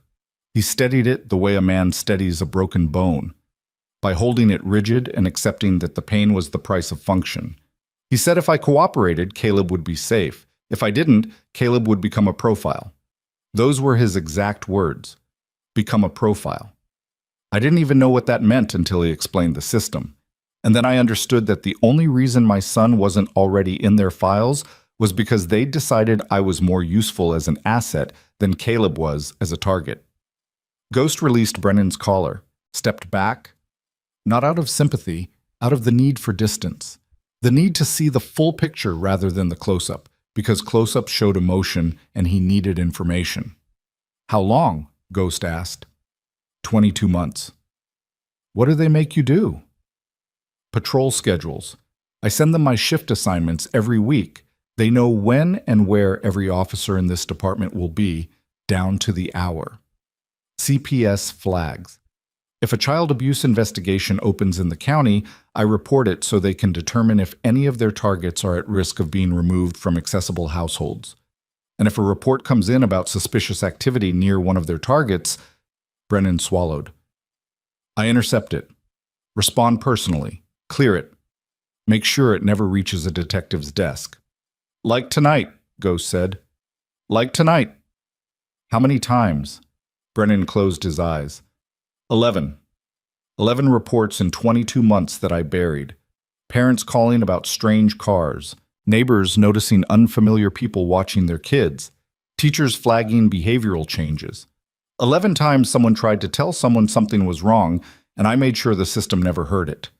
The weight of that number settled into the room. 11 buried reports. 11 moments where the system might have caught the network, might have saved a child, might have unraveled the entire operation years earlier. And each time, a man wearing a badge had intercepted the alarm and silenced it. Not because he was evil, because he was terrified. Because the machine had found his vulnerability the same way it found every vulnerability, through the people you loved most, and turned it into leverage. Ghost thought about Ivy's face pressed against the window, about Elena calling 911 and getting the one officer in the department who'd been placed there specifically to make sure her call went nowhere. "The welfare check tonight," Ghost said. "Were you here to take Ivy?" "No." Brennan opened his eyes. "I was here to confirm she was still in the apartment. They don't use me for acquisitions. I'm intelligence. I feed them data and they leave Caleb alone. But tonight, after your club showed up and everything went sideways, I got a message. They wanted to know if the target was still viable, if the mother was still here, if the bikers had left. And you came to check. If I don't respond, they escalate. And escalation means Caleb's name enters the system." Reaper stepped forward, not threatening, controlled. His voice carried the precision of a man who'd spent decades making critical decisions under conditions that would break most people. "Brennan, listen carefully. The FBI is en route from Portland. They have the server data, the transaction logs, and the encrypted communications that prove law enforcement involvement. When they arrive, they will tear this department apart. Your name will surface. Your role will surface. There is no version of the next 24 hours where you walk away from this." Brennan nodded. A small, defeated motion. "But there is a version," Reaper continued, "where you help us protect these children right now, and your cooperation is documented before the feds arrive. There's a version where your son's situation is part of the record, where Caleb's safety becomes the FBI's responsibility instead of yours." "You don't know these people," Brennan said. "They're not amateurs. The network has assets in law enforcement across 3 states. I'm not the only one. There are officers in Salem, Portland, Boise. They have people inside school administrations, inside family courts, inside CPS itself. This thing goes deeper than you can imagine." "Then help us imagine it," Ghost said. Brennan looked at him for a long moment. The kitchen was silent except for the hum of the damaged refrigerator and the distant sound of Ivy's voice behind the bedroom door. Muffled, indistinct, a child talking to her mother in the middle of the night because a man with a badge had come to their home and the world no longer made sense. "There's a coordination hub," Brennan said. "Not the server Rourke used. That's the intake side, the profiling and distribution system. I'm talking about the operational hub. The people who manage the assets, run the logistics, handle the money. They operate out of a commercial property on the east side of Salem. It's registered as a data processing company. Meridian Analytics. I've never been inside, but I've delivered reports there twice. Hard copies, hand-delivered, because some things don't go through electronic channels." "How many people?" "I don't know. I only ever met one. A woman named Carver. First name or last, I couldn't tell you. She took my reports, asked specific questions about patrol coverage, and sent me home. But the building had multiple offices. There were cars in the lot both times, 5 or 6 at least." "Security?" "Electronic, keycard entry, cameras on the exterior. No visible armed presence, but that doesn't mean there wasn't one." Reaper was already texting. Ghost knew the message was going to Tomas. Everything Brennan was saying, transcribed in real time, added to the evidence package being compiled for Agent Delgado. Ghost's phone buzzed. He looked at the screen. "Delgado? ETA 47 minutes. Mobilized Joint Task Force from Portland Field Office. 22 agents. SWAT on standby. Send everything you have. 47 minutes. Less than an hour before federal resources would descend on Black Hollow, with the authority and firepower to dismantle a trafficking network that had operated in darkness for 4 years. 47 minutes that should have felt like relief. But Ghost couldn't stop thinking about the 13 active profiles. The 12 children outside Black Hollow, whose names were in the hands of buyers and assets scattered across the Pacific Northwest. Ivy was here, guarded. Lily Vasquez was secured on Cedar Lane, with coffins standing watch. But the other 11 were scattered across Oregon, Washington, and Idaho, in apartments and houses and neighborhoods where no one was coming, where no motorcycle club was going to materialize out of the rain at the last moment. The other targets, Ghost said. The 11 active profiles outside Black Hollow. How fast can the network move on them? Brennan shook his head. I told you, once profiles go active, acquisition teams move within 72 hours. I know. But Rourke said he accelerated the upload because he saw us coming.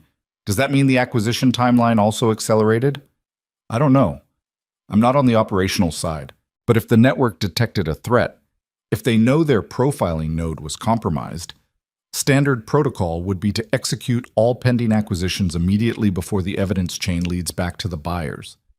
Burn the operation and grab what you can, Duke said from the doorway. Ghost hadn't heard the big man come in.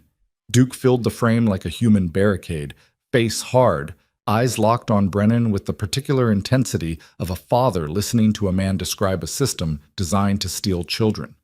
Exactly, Brennan said. They'll accelerate everything, if they haven't already. Ghost called Delgado. She answered on the first ring. 47 minutes isn't fast enough, Ghost said. The network knows it's compromised. They're going to execute all pending acquisitions now, tonight. 11 children across 3 states. Ghost, I can't mobilize federal resources any faster than... I'm not asking you to mobilize faster. I'm asking you to contact the field offices in those cities and get local agents to the addresses on the active profiles. Tomas is sending you the complete list right now. Names, addresses, ages, everything. Silence on the line. 2 seconds. 3.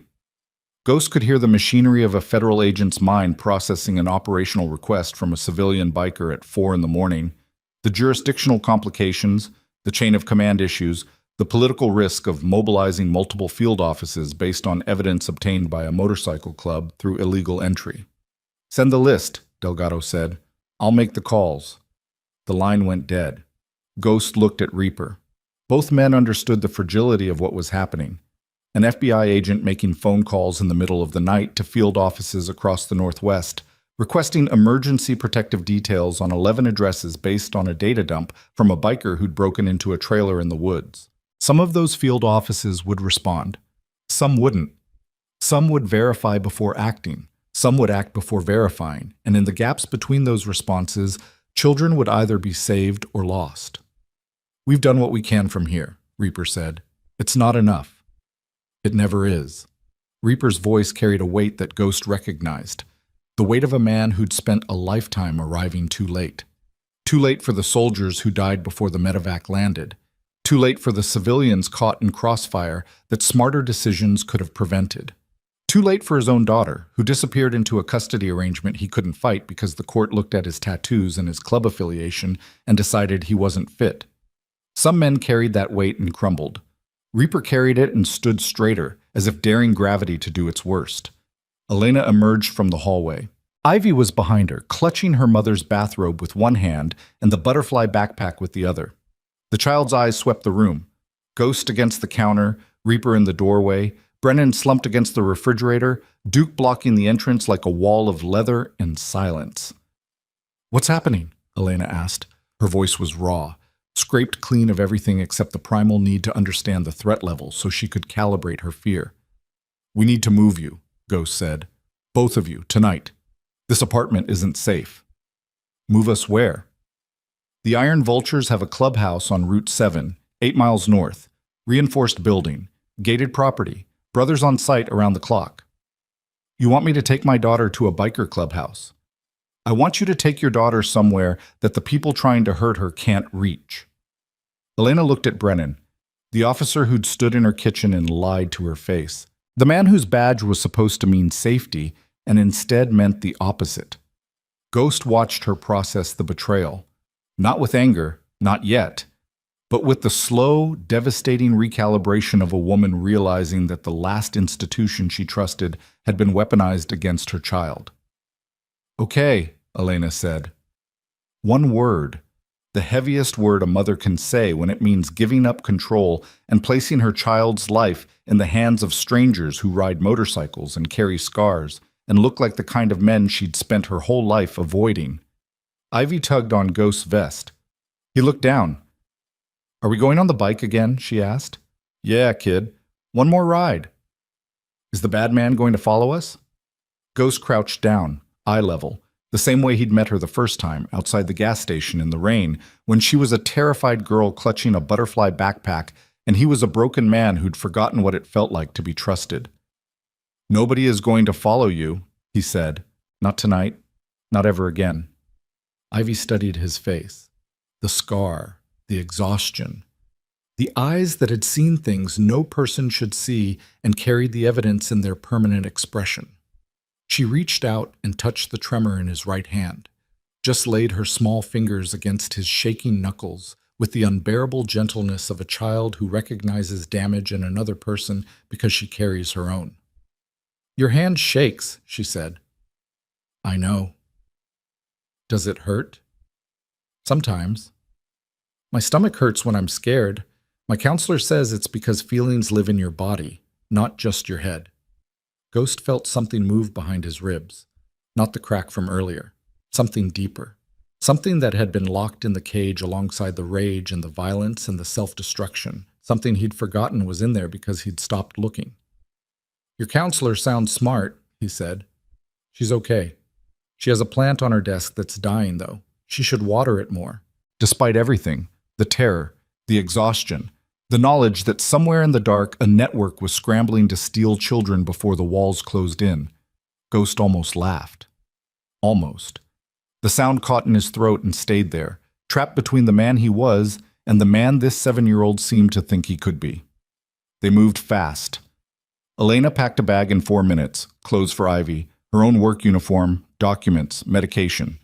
Duke carried the bag. Reaper led. Ghost carried Ivy down the stairs to his bike, her arms wrapped around his neck, her butterfly backpack bouncing against his chest. Brennan came with them. Not voluntarily.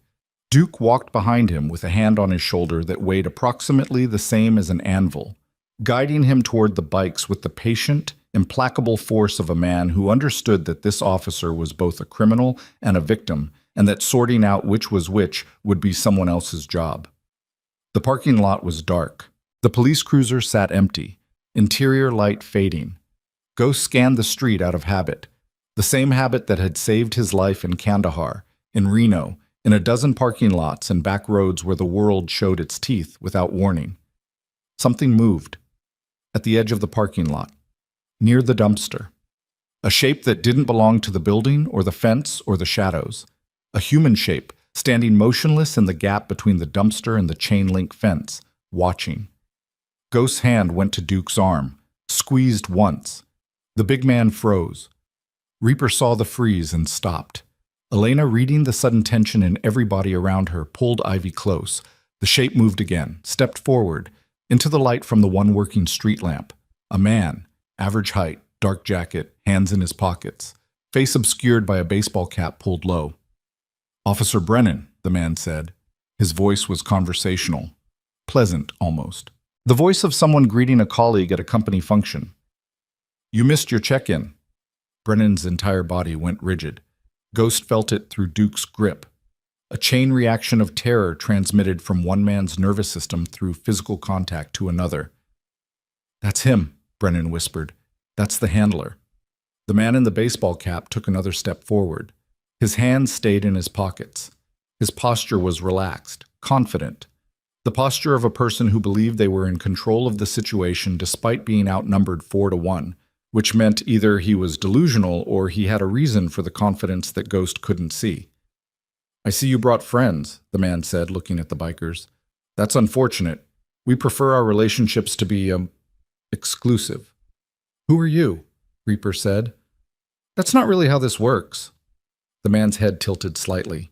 "What I can tell you is that I represent people who've invested significant resources in this region. People who don't appreciate disruption.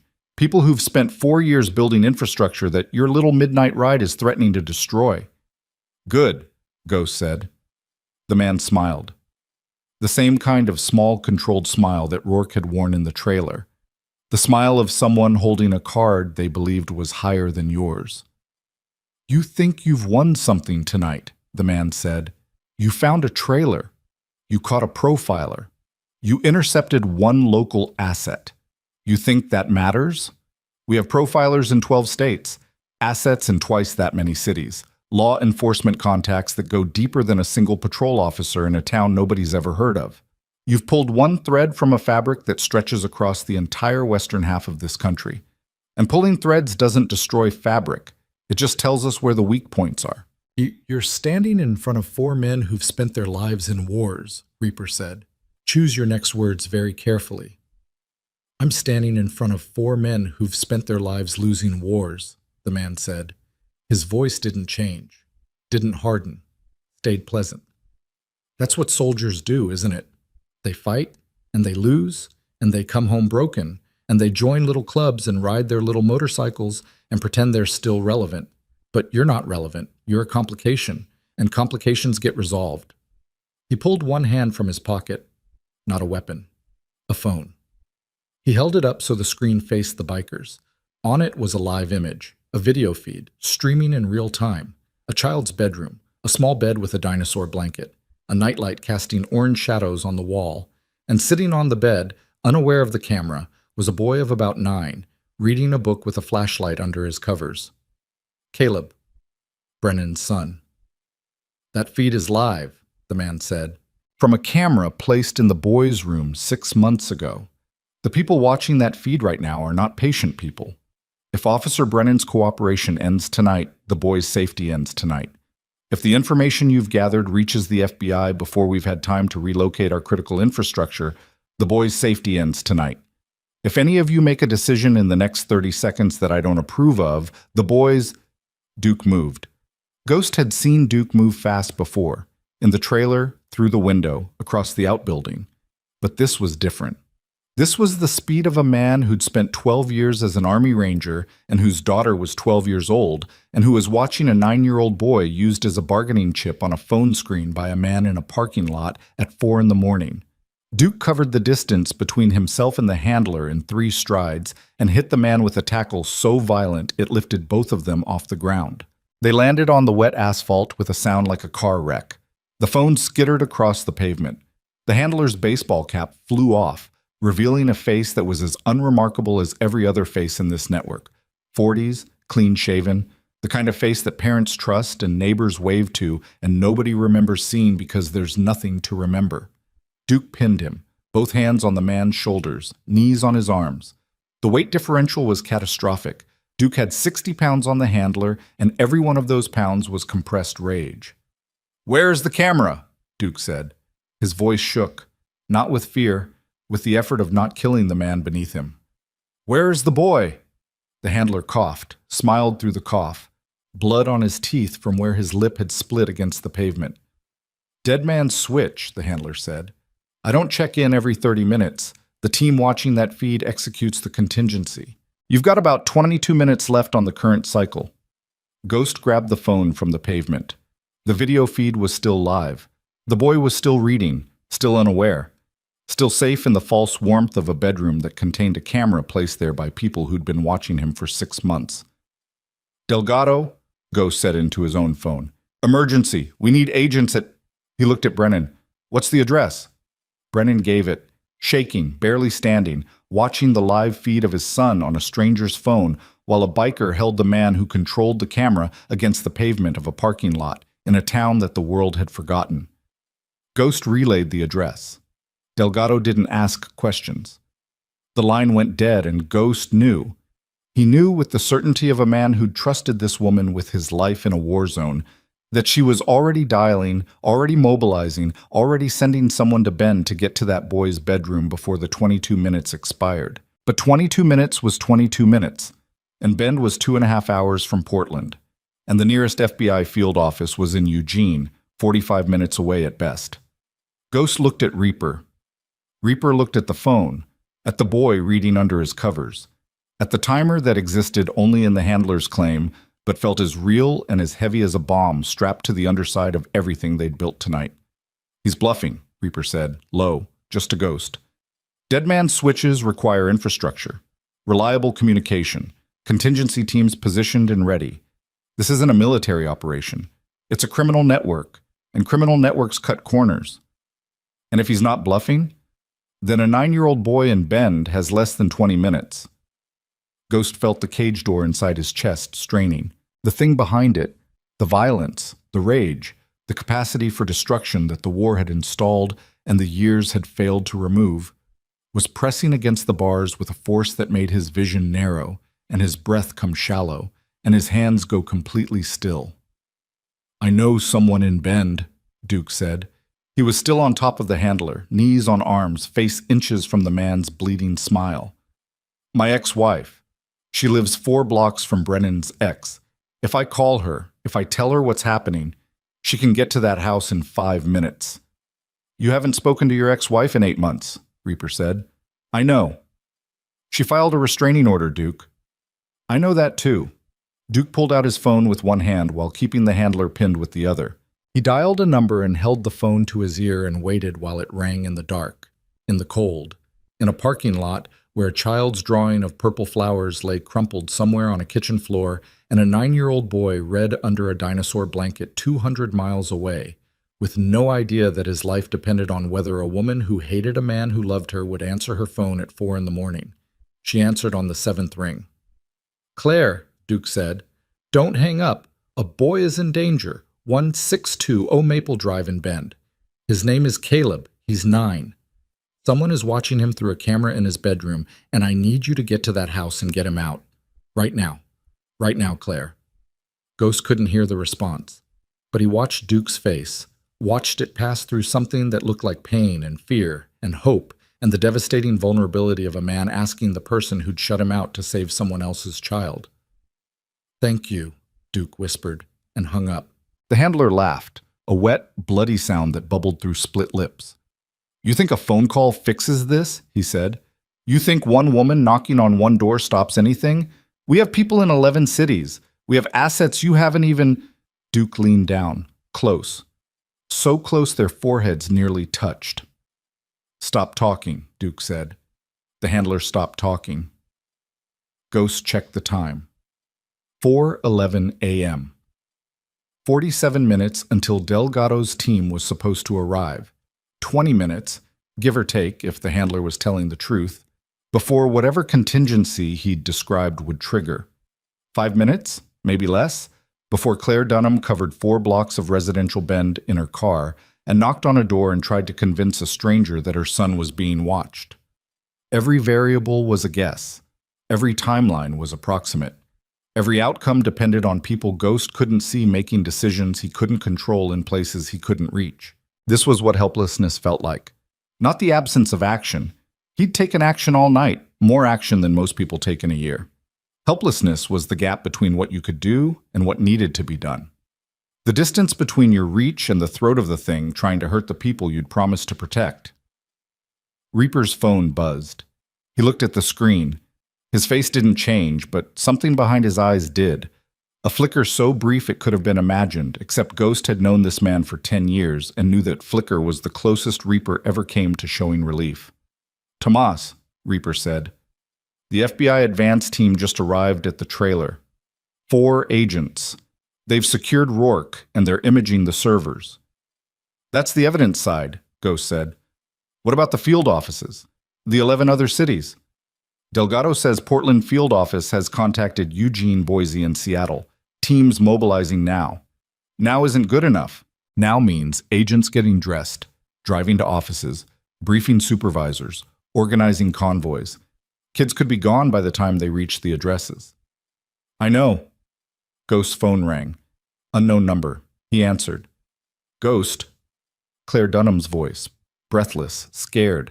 The voice of a woman who'd been woken by a man she had a restraining order against and had chosen to act anyway because the word child rewires every calculation. I'm at the house. 1620 Maple. I knocked. The mother answered. I told her. I told her what Duke told me. She thinks I'm crazy. Put her on the phone. Rustling. Muffled voices. Then a new voice. Suspicious, frightened, hostile. Who is this? It's 4 in the morning and there's a woman on my porch telling me someone is watching my son through a camera. I'm calling the... Don't call the police, Ghost said. The words came out with an urgency he couldn't modulate. Listen to me. Your name is... Are you Brennan's ex-wife? How do you know my... Your ex-husband is an officer in Black Hollow. Tonight he told us that a criminal network has been using him to gather intelligence on children, and they installed a camera in your son's bedroom as leverage to ensure his cooperation. I'm looking at a live feed of Caleb right now. He's reading under his covers with a flashlight, dinosaur blanket. The nightlight on the wall casts orange shadows. Silence. The silence of a mother processing information that cannot be true and yet contains details too specific to be invented. Then a scream. Not into the phone, away from it. The distant sound of a mother running toward her child's bedroom, and then a crash, and then the video feed on the handler's phone went dark. She'd found the camera, she'd ripped it out. Ghost looked at the handler on the pavement. The man's smile was gone, replaced by something Ghost had been waiting to see all night. The face of someone whose leverage had just evaporated. The face of a man who'd walked into a parking lot holding a dead man's switch and discovered the bomb had been defused by a woman in a bathrobe 4 blocks away. Your contingency is gone, Ghost said. Your profiler is in federal custody. Your local asset on Cedar Lane is zip-tied to a steering wheel. Your law enforcement contact is standing right there ready to testify. And in about 35 minutes, 22 FBI agents are going to arrive in this town and dismantle every piece of infrastructure your network spent 4 years building. The handler stared at the dark phone screen, at the dead video feed, at the absence of the only card he'd had left to play. You don't know what you've done, he said, but the confidence was gone. The pleasant voice was gone. What remained was hollow, the echo inside an empty structure. Yeah, Ghost said, we do. Sirens in the distance, faint, growing, coming from the direction of the highway. Not local police, not Brennan's compromised department, but federal vehicles moving fast through the Oregon dark. Reaper heard them too. He looked at Ghost, at Duke, at Brennan, at Elena holding Ivy on the staircase, the child's face buried against her mother's neck, the butterfly backpack hanging from one small hand. And then Reaper did something Ghost had never seen in 10 years. He smiled. It lasted less than a second. A crack in the granite, a fracture in the mask that healed as quickly as it appeared. But Ghost saw it, and it meant everything it needed to mean. That the man who hadn't smiled since his daughter was taken had found, in this frozen parking lot at 4 in the morning, surrounded by broken men and terrified women and sleeping children and the approaching sound of justice finally arriving, a reason to believe that some things could still be saved. The sirens grew louder. Red and blue light appeared on the horizon, reflecting off wet pavement and chrome motorcycles, and the exhausted faces of men who'd ridden through the night and fought through the dark and held the line until someone with a badge and a warrant could take over. Ghost sat down on the curb. His legs gave out. Not dramatically. Just the quiet surrender of a body that had been running on adrenaline and rage for 7 hours and had finally spent both currencies down to nothing. His hands shook. Both of them now, not just the right. His jaw ached where Brennan had hit him. His shoulder throbbed from breaking down the trailer door. His eyes burned from wind and cold, and the kind of fatigue that doesn't come from lack of sleep, but from the sustained effort of caring about something so fiercely that it consumes every reserve you have. Ivy appeared beside him. He didn't hear her come down the stairs. She was just there, the way she'd been at the gas station. A sudden presence, small and warm and impossibly brave. She sat down next to him on the curb. Her butterfly backpack sat between them. Are the sirens for us? She asked. They're for the bad people, Ghost said. Are you sure? Yeah, kid, I'm sure. Ivy leaned against his arm. Her head barely reached his shoulder. She smelled like hot chocolate and the laundry detergent her mother used and the particular warmth of a child who'd been carried through the cold on a motorcycle by a stranger who became something else. The first FBI vehicle pulled into the parking lot, headlights sweeping across the scene like a searchlight finding survivors. Doors opened. Agents in tactical vests stepped out. Radios crackled. Commands were issued in the precise, clipped language of people who knew exactly what they were here to do. And Ghost sat on the curb with a 7-year-old girl leaning against his arm and watched the cavalry arrive and felt, for the first time in years, like maybe the war had given him something useful after all. Not the tremor, not the scars, not the dead look in his eyes that frightened children in grocery stores, but the ability to stand in the dark and hold the line until morning came. The FBI took the parking lot apart in 40 minutes.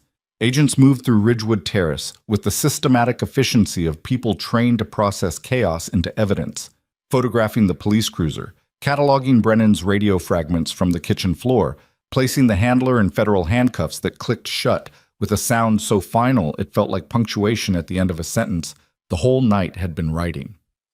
2 agents escorted Brennan into a separate vehicle, his wrists cuffed in front because he was cooperating, and because the lead agent, a woman in her 50s with silver-streaked hair and the measured calm of someone who'd managed crisis scenes for decades, understood the difference between a criminal and a man who'd been turned into one. Ghost watched it all from the curb. He hadn't moved. His legs had stopped working in the way that legs stop working when the body decides, unilaterally and without consultation, that it has reached its operational limit and will not be taking further requests. The tremor in his right hand had spread to his left. Both hands lay in his lap, shaking with a rhythm that matched nothing. Not his heartbeat, not his breathing, not the cold, just shaking. The body's way of releasing what the mind refused to process. Ivy had fallen asleep against his arm. She'd fought it.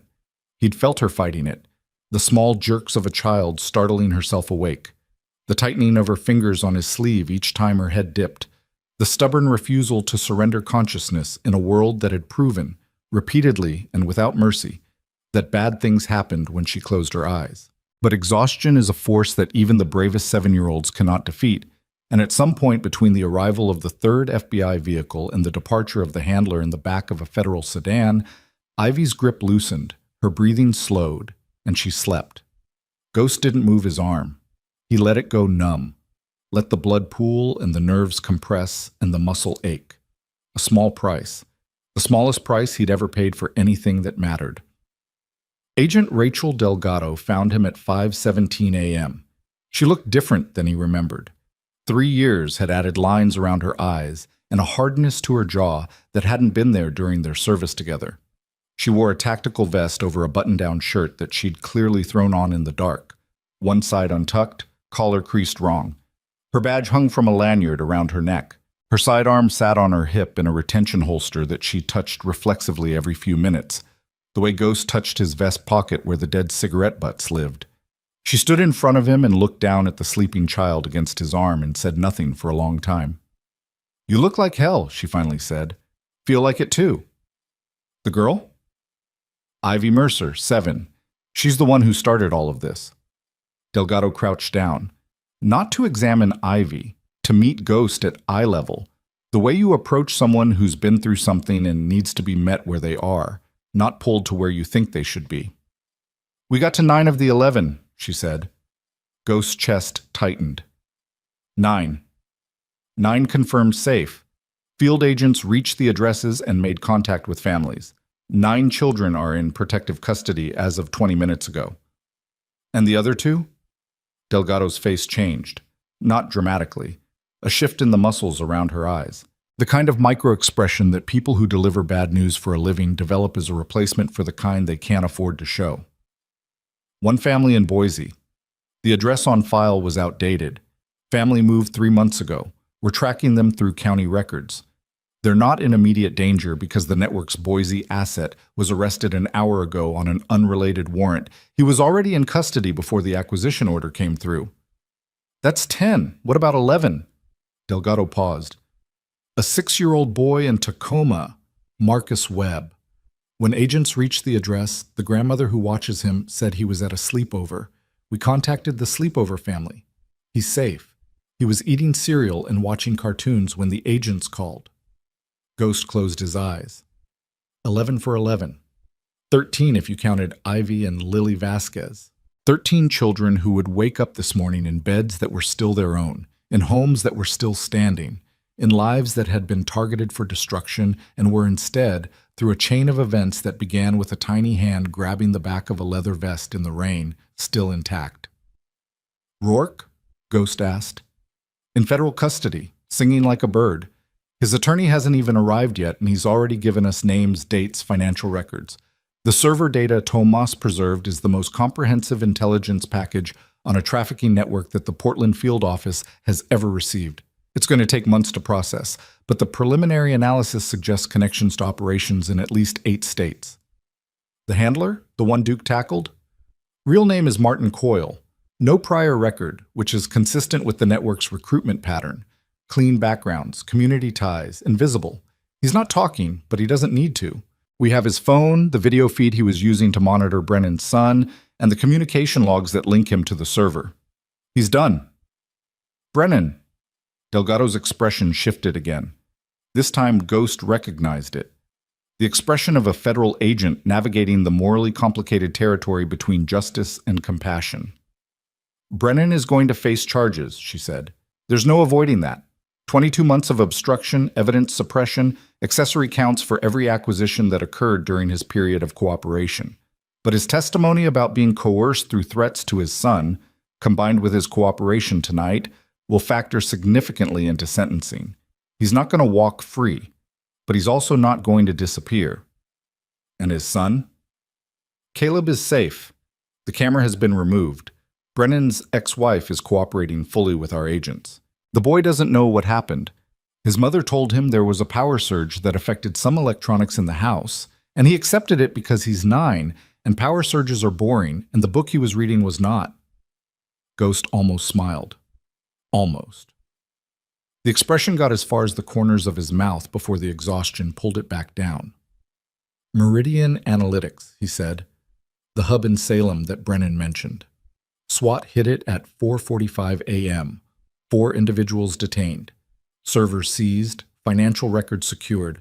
It's going to be the biggest federal trafficking prosecution in the Pacific Northwest in over a decade, Ghost.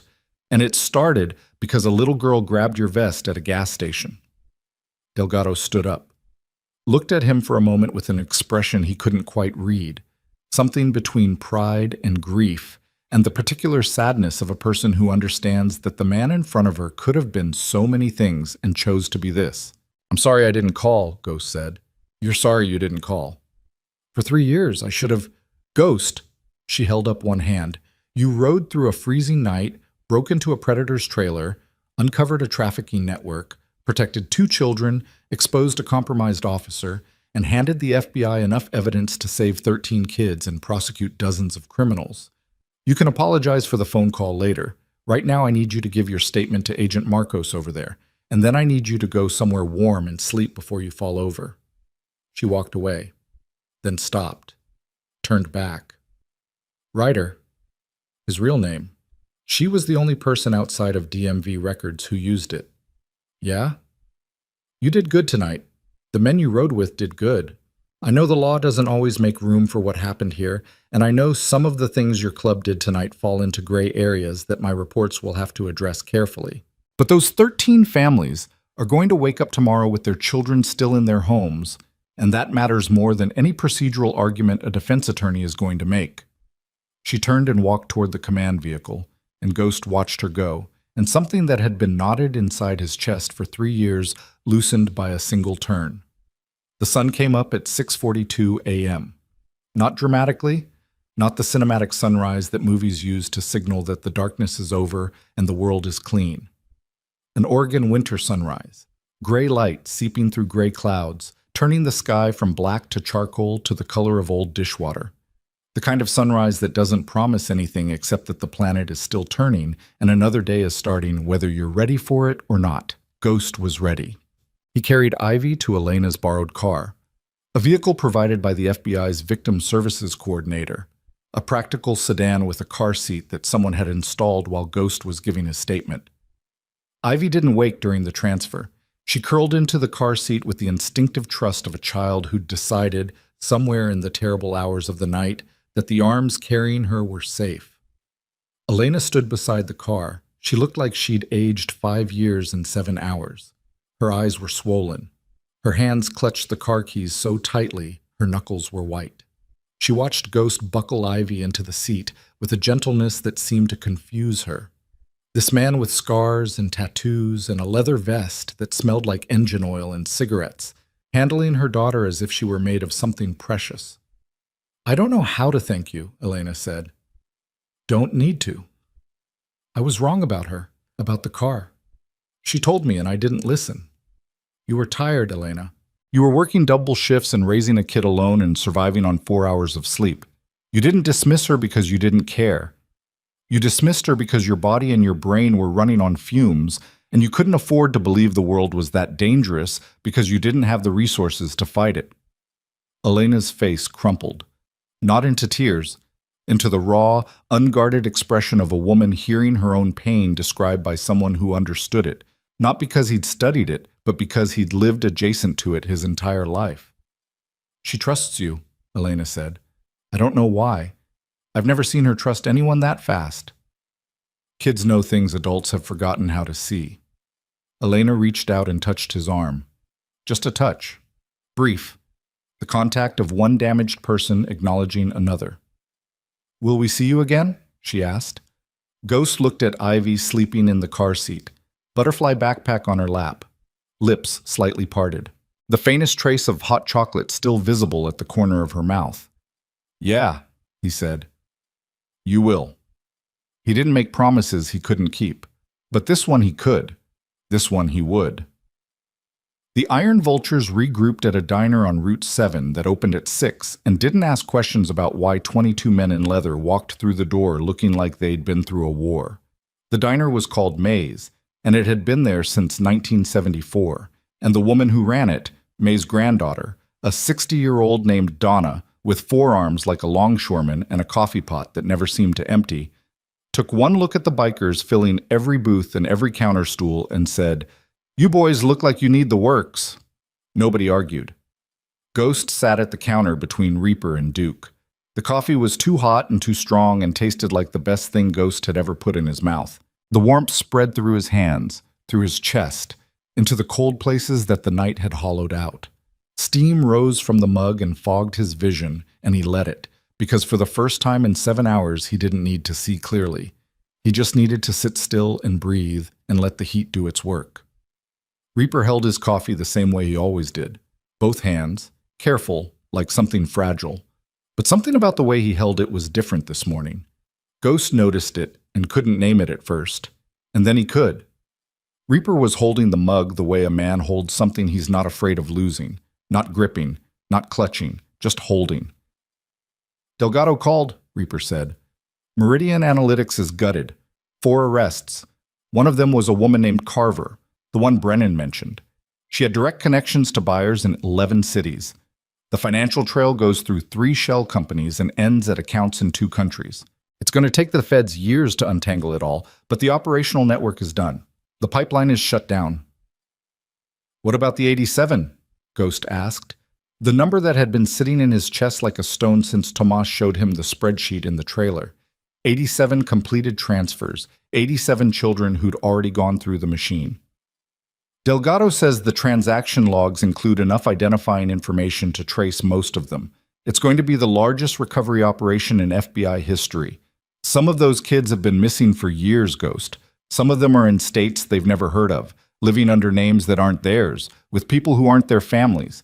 Finding them is going to be a process. But the data is there. The map exists. They know where to look." Ghost nodded. It wasn't enough. It would never be enough. 87 children had been stolen, and no amount of data or federal resources or courtroom convictions could give them back the time that was taken. But it was a start. It was the difference between a wound that never heals and a wound that might. Duke sat to Ghost's right, eating scrambled eggs with the focused determination of a man replacing calories that had been burned by stress and violence and the particular metabolic cost of sustained moral outrage.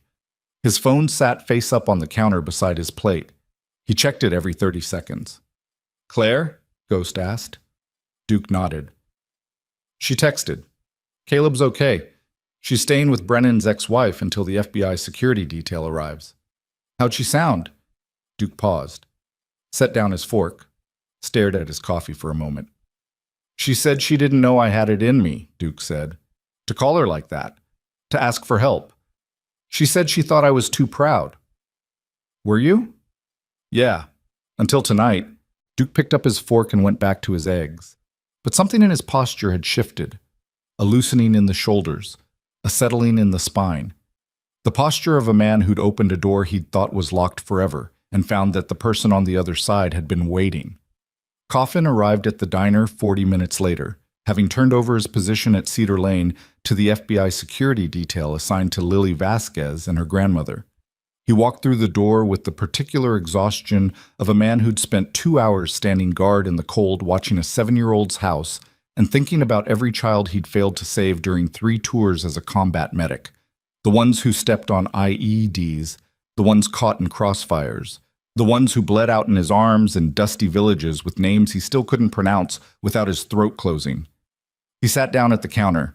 Donna poured him coffee without being asked. Coffin wrapped his mismatched hands around the mug and stared into the steam. The grandmother came out, Coffin said. Lily's grandmother, around 5:30. She brought me tamales. Tamales, Ghost said, homemade in tinfoil. She didn't speak much English, but she held my hands and she looked at me and she said gracias and she cried and then she went back inside. And I stood there holding tamales in the cold and Coffin stopped. His jaw worked. The misaligned bones shifted under his skin. I don't know. It felt like something I hadn't felt in a long time. Nobody asked him to name it. Some things live beneath language, in the spaces between nerve endings, in the places where the body remembers what the mind has learned to forget. The men at the counter understood this because they all carried their own version of it, the hunger for a moment of grace in a life defined by its absence. Tomas arrived last. He came through the diner door with a laptop bag over one shoulder and shadows under his eyes so deep they looked painted. He'd spent the entire night with the FBI's digital forensics team, walking them through the server architecture, translating the encrypted communications, cataloging 4 years of transactional data with the methodical precision that his military intelligence background had drilled into him like a second language. He sat down. Didn't order coffee. Didn't order food. I need to tell you something, Tomas said. He wasn't looking at anyone. His eyes were fixed on the counter surface, tracing a scratch in the formica with one fingernail. Talk, Reaper said. When I was going through the server logs tonight, I found communication records going back to the network's founding, organizational charts, recruitment protocols, training documents for new assets. Tomas paused. One of the training documents described how to identify and approach vulnerable law enforcement officers for recruitment. It used a case study, an example of a successfully turned officer. Brennan, Ghost said. No. Tomas looked up. The case study was from 6 years ago. A different state, a different officer, but the methodology was identical. Identify a vulnerability, apply pressure through a loved one, convert the target into a long-term intelligence asset. Tomas swallowed. The case study subject was a military intelligence analyst turned federal contractor who was compromised through threats to his sister's family. The documents included his profile, his operational history, his debrief after he was released from the network's control. The diner was quiet. Donna stood at the far end of the counter, coffee pot in hand, sensing the gravity without understanding it. The profile was mine, Tomas said. Ghost set down his mug. Reaper's hands tightened around his own. Duke stopped chewing. 6 years ago, Tomas continued, before the club, before any of you knew me, I was contracted to a federal task force investigating organized crime in the Southwest. A man approached me, showed me photographs of my sister's kids, my niece and nephew in Tucson, told me he needed access to intelligence databases, told me what would happen if I refused. Tomas's voice was steady, but his hands were not. I gave him what he wanted. For 4 months I fed information to people I knew were criminals, because the alternative was my sister's children ending up in a file like the ones we found tonight. How did it end? Reaper asked. His voice carried no judgment, no anger, just the question. My sister moved. I arranged it. New city, new names. Disappeared her family off the grid. Then I resigned my clearance, destroyed everything that connected me to the task force, and rode west until I found a group of people who didn't ask about my past. Us, Ghost said. You. Tomas finally looked at each of them. I found the Iron Vultures at a rally in Reno. You were the first people in years who didn't want anything from me except honesty, and I couldn't even give you that. I've been carrying this for 6 years. And tonight, when I saw Brennan's face, when I heard him describe being turned through threats to his child, I was looking at a mirror. That was me. That was exactly me. Reaper set down his mug, stood up from the counter stool, walked to where Tomas sat and stood beside him, not touching, not speaking, just present. The way a tree stands beside another tree in a storm, not to shelter it, but to remind it that roots hold. You're here now, Reaper said. What you did 6 years ago, under duress, to protect children in your own family, that's not betrayal. That's the same thing we did tonight, the same calculation, the same impossible choice. I should have told you. Yeah, you should have, but you're telling us now, and that counts. Tomas nodded. His eyes were wet, but his face was still. The face of a man setting down a weight he'd been carrying so long it had become part of his skeleton, and feeling the bones rearrange in its absence. Donna refilled their coffees, brought more eggs, brought toast and bacon and hash browns and orange juice in small glasses that the bikers' hands made look like dollhouse furniture. The food arrived in waves, and the men ate in the slow, deliberate way that people eat after a crisis. Not because they were hungry, but because the act of consuming something warm and ordinary was itself a form of healing, a return to the baseline rhythms of a body that needed fuel and warmth and the simple animal comfort of sitting beside other bodies in a safe space. Ghost ate without tasting. His mind was already moving forward, past the diner, past the debriefs, past the federal machinery that would grind through the network's remnants for months and years. He was thinking about Ivy, about what came next for a 7-year-old girl who'd been brave enough to grab a stranger's vest in the rain and ask for help and had, through that single act of terrified courage, set in motion a chain of events that saved 13 children and exposed a criminal empire. What came next was the hardest part. Not the investigation, not the trial, the after. The slow, unglamorous work of rebuilding a sense of safety that had been shattered. The nightmares that would come, not if, when. The flinching at gray sedans, the checking of locks, the long process of learning to trust a world that had given her every reason not to. Ghost knew this because he'd been living his own version of it for 20 years and still hadn't figured it out. But maybe that was the point. Maybe the figuring out wasn't something you did alone. Maybe it was something that happened between people. In the space between a tiny hand and a leather vest, between a mug of hot chocolate and a scarred set of knuckles, between a girl who was brave enough to ask for help and a man who was broken enough to understand why she needed it, 2 years later. Black Hollow had changed, not dramatically. It was still a small Oregon town with a dying mill and 2 bars and weather that couldn't decide between rain and snow for 6 months of the year. But the changes were there if you knew where to look. A new streetlight on Franklin Avenue, installed after a community petition organized by Elena Mercer and signed by 400 residents. A youth center on Cedar Lane, funded by an anonymous donation that Ghost suspected came from Delgado's discretionary budget but could never prove. A renovated apartment complex at Ridgewood Terrace where the locks worked and the pipes ran clean and the exterior lights stayed on all night because the new property management company understood that darkness was not a feature. The Iron Vultures held their annual winter charity ride on the first Saturday of December. 200 motorcycles lined Main Street. Not just vultures, but riders from 6 clubs across Oregon and Washington who'd heard the story and wanted to be part of something that mattered. Families lined the sidewalks. Children waved. The sound of engines filled the town like a second heartbeat, and for one day the machines that most people associated with danger and lawlessness became the sound of something different. Ghost stood beside his bike at the staging area behind May's Diner, adjusting his gloves when he felt the tug. Different this time. Not desperate, not trembling, confident. The tug of a child who'd learned that reaching for someone didn't always mean reaching into the dark. He turned. Ivy Mercer stood behind him. 9 years old now, taller, stronger. Hair brushed and braided by a mother who'd cut her shifts to single coverage after the FBI's Victim Assistance Program helped her find a better-paying job at the county clerk's office. Ivy wore jeans, boots, and a small leather vest that the Iron Vultures had presented to her at a club gathering 8 months ago.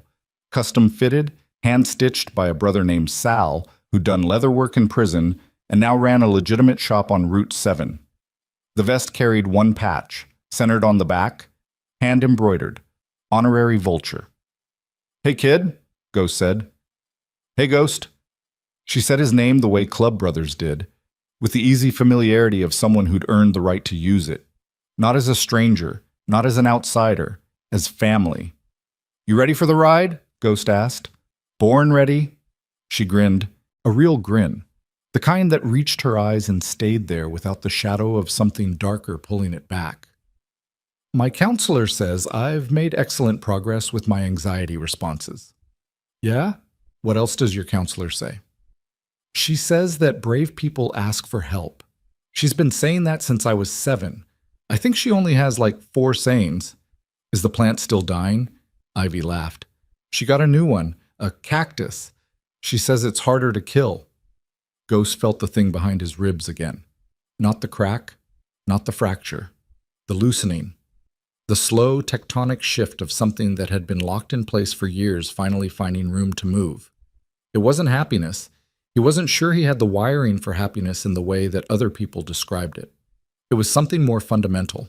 The sensation of a man who'd spent 2 decades believing he was too damaged to protect anything good, realizing, in the presence of a child who'd healed because he'd stood between her and the dark, that the belief was wrong. Not entirely wrong. He was damaged. The tremor was still there, would always be there. The scar still ran crooked from his eyebrow to his jaw. The nightmares still came, less frequent now but no less vivid. He still couldn't sleep facing a wall, still counted exits in every room he entered, still carried the war inside his head like a second passenger who refused to leave. But damaged wasn't the same as useless. Broken wasn't the same as empty. And the things the war had put inside him, the hypervigilance, the combat calm, the ability to hold a line in the dark. Those things hadn't been flaws. They'd been tools, terrible tools, forged in terrible places, waiting for a purpose that the war itself could never have provided. Ivy climbed onto the back of Ghost's bike the way she'd done a dozen times in the past 2 years. At charity rides, at club events, at the 4th of July parade where she'd sat behind him and waved a small flag while 200 motorcycles rolled down Main Street, and Elena stood on the sidewalk crying in a way that had nothing to do with sadness. Elena was here today, standing near the diner entrance with a cup of coffee, talking to Duke's ex-wife Claire, who'd driven down from Bend with Duke's daughter, a 12-year-old named Sophie who thought motorcycles were cool and her father's leather vest was embarrassing, the way 12-year-olds think everything about their parents is embarrassing, even when they secretly think it's the greatest thing in the world. Duke stood beside them. He and Claire weren't back together, might never be. But the restraining order was gone, and the weekend visits had become weekly, and sometimes Claire called him just to tell him something Sophie had said or done, and Duke received those calls the way a man receives water in a desert, with both hands, without pride, grateful. Coffin sat on his bike at the front of the formation, smoking his last cigarette before the ride. He'd quit twice and relapsed twice, and was currently on his 3rd attempt, which Ghost gave about the same odds as the first 2. But the tamales had become a tradition. Every month, Coffin rode to Cedar Lane and had dinner with Lily Vasquez's grandmother, who'd learned his name and taught him 3 words in Spanish, and knitted him a scarf that he wore on every ride even though it was bright orange and clashed with everything. Tomas stood at the back of the formation, phone in his pocket instead of his hand, eyes forward instead of scanning. His disclosure at the diner had cost him 2 months of tension within the club. Hard conversations, difficult questions, the slow process of rebuilding trust that had been compromised by 6 years of silence. But Reaper had stood beside him through all of it, and the brothers had eventually arrived at the same conclusion. Tomas had been caught in the same machine they'd dismantled, and judging him for surviving it was no different from judging Brennan. Brennan was serving an 18-month sentence at a minimum security facility in southern Oregon, reduced from a potential 12 years based on his cooperation and the documented coercion of his son. Caleb visited once a month with his mother. Brennan would be out before the boy turned 11. Ghost didn't know what kind of man Brennan would be when he emerged, but he knew what kind of man Brennan was trying to become, and sometimes trying was the only metric that mattered. Reaper walked to the front of the formation. 200 riders sat on 200 motorcycles, engines off, waiting. The street was lined with families. The sky was clear, rare for December in Oregon, a gift from a universe that occasionally remembered to be kind. Reaper didn't give a speech. Speeches weren't his language. He stood in front of the formation and looked at his brothers and the riders from other clubs and the families on the sidewalks and the children sitting on shoulders and waving, and he nodded once. That was enough. 200 engines fired in sequence, a rolling cascade of sound that started at the front and moved backward through the formation like a wave, each Harley catching and roaring until the combined sound was a physical thing, a vibration in the asphalt, in the buildings, in the bones of every person standing close enough to feel it. The sound shook the windows of May's diner. It rattled the new streetlight on Franklin Avenue. It echoed off the mountains that surrounded Black Hollow like a voice calling out across empty space, not expecting an answer but needing to make the sound anyway. Ghost twisted the throttle. Ivy's arms tightened around his waist. Her butterfly backpack, new, bigger, replaced twice since the night at the gas station, but always a butterfly, pressed against his spine. "Ready?" he called over his shoulder. "Ready?" she called back. The formation moved. 200 motorcycles rolling through the center of a town that had once feared the Iron Vultures and now lined the streets to wave as they passed. Ghost rode in the middle of the pack, exactly where he belonged. Not at the front, not at the back, but in the center, surrounded by brothers, carrying a child who'd taught him that the strongest thing a person can do is ask for help. The sound of the engines filled the valley. The winter sun caught the chrome and threw light across the faces of people who'd come to watch, people who'd come to remember, people who'd come because they understood that the rumble of a Harley engine didn't have to mean danger. It could mean something else. It could mean that somewhere in the cold, someone was riding toward you instead of away. Ghost felt Ivy press her cheek against his back, felt the warmth of her through the leather, felt the tremor in his right hand quiet. Not stop, never stop, but quiet. As if the vibration of the engine had given it something to harmonize with instead of fight against. The road opened ahead. Miles of clear Oregon highway stretched toward the mountains, and the formation rode into it together. And the sound they made was the sound of something that couldn't be broken because it had already been broken and had chosen, despite everything, to hold. And behind them, standing on the sidewalk outside May's diner with a coffee cup in one hand and the other pressed flat against her chest, where her heart was doing something she couldn't name, Elena Mercer watched her daughter ride away on the back of a motorcycle driven by a scarred, shaking, imperfect man who'd answered a whisper in a rainstorm and changed the entire shape of the world. She didn't wave. She didn't need to. Ivy was already home.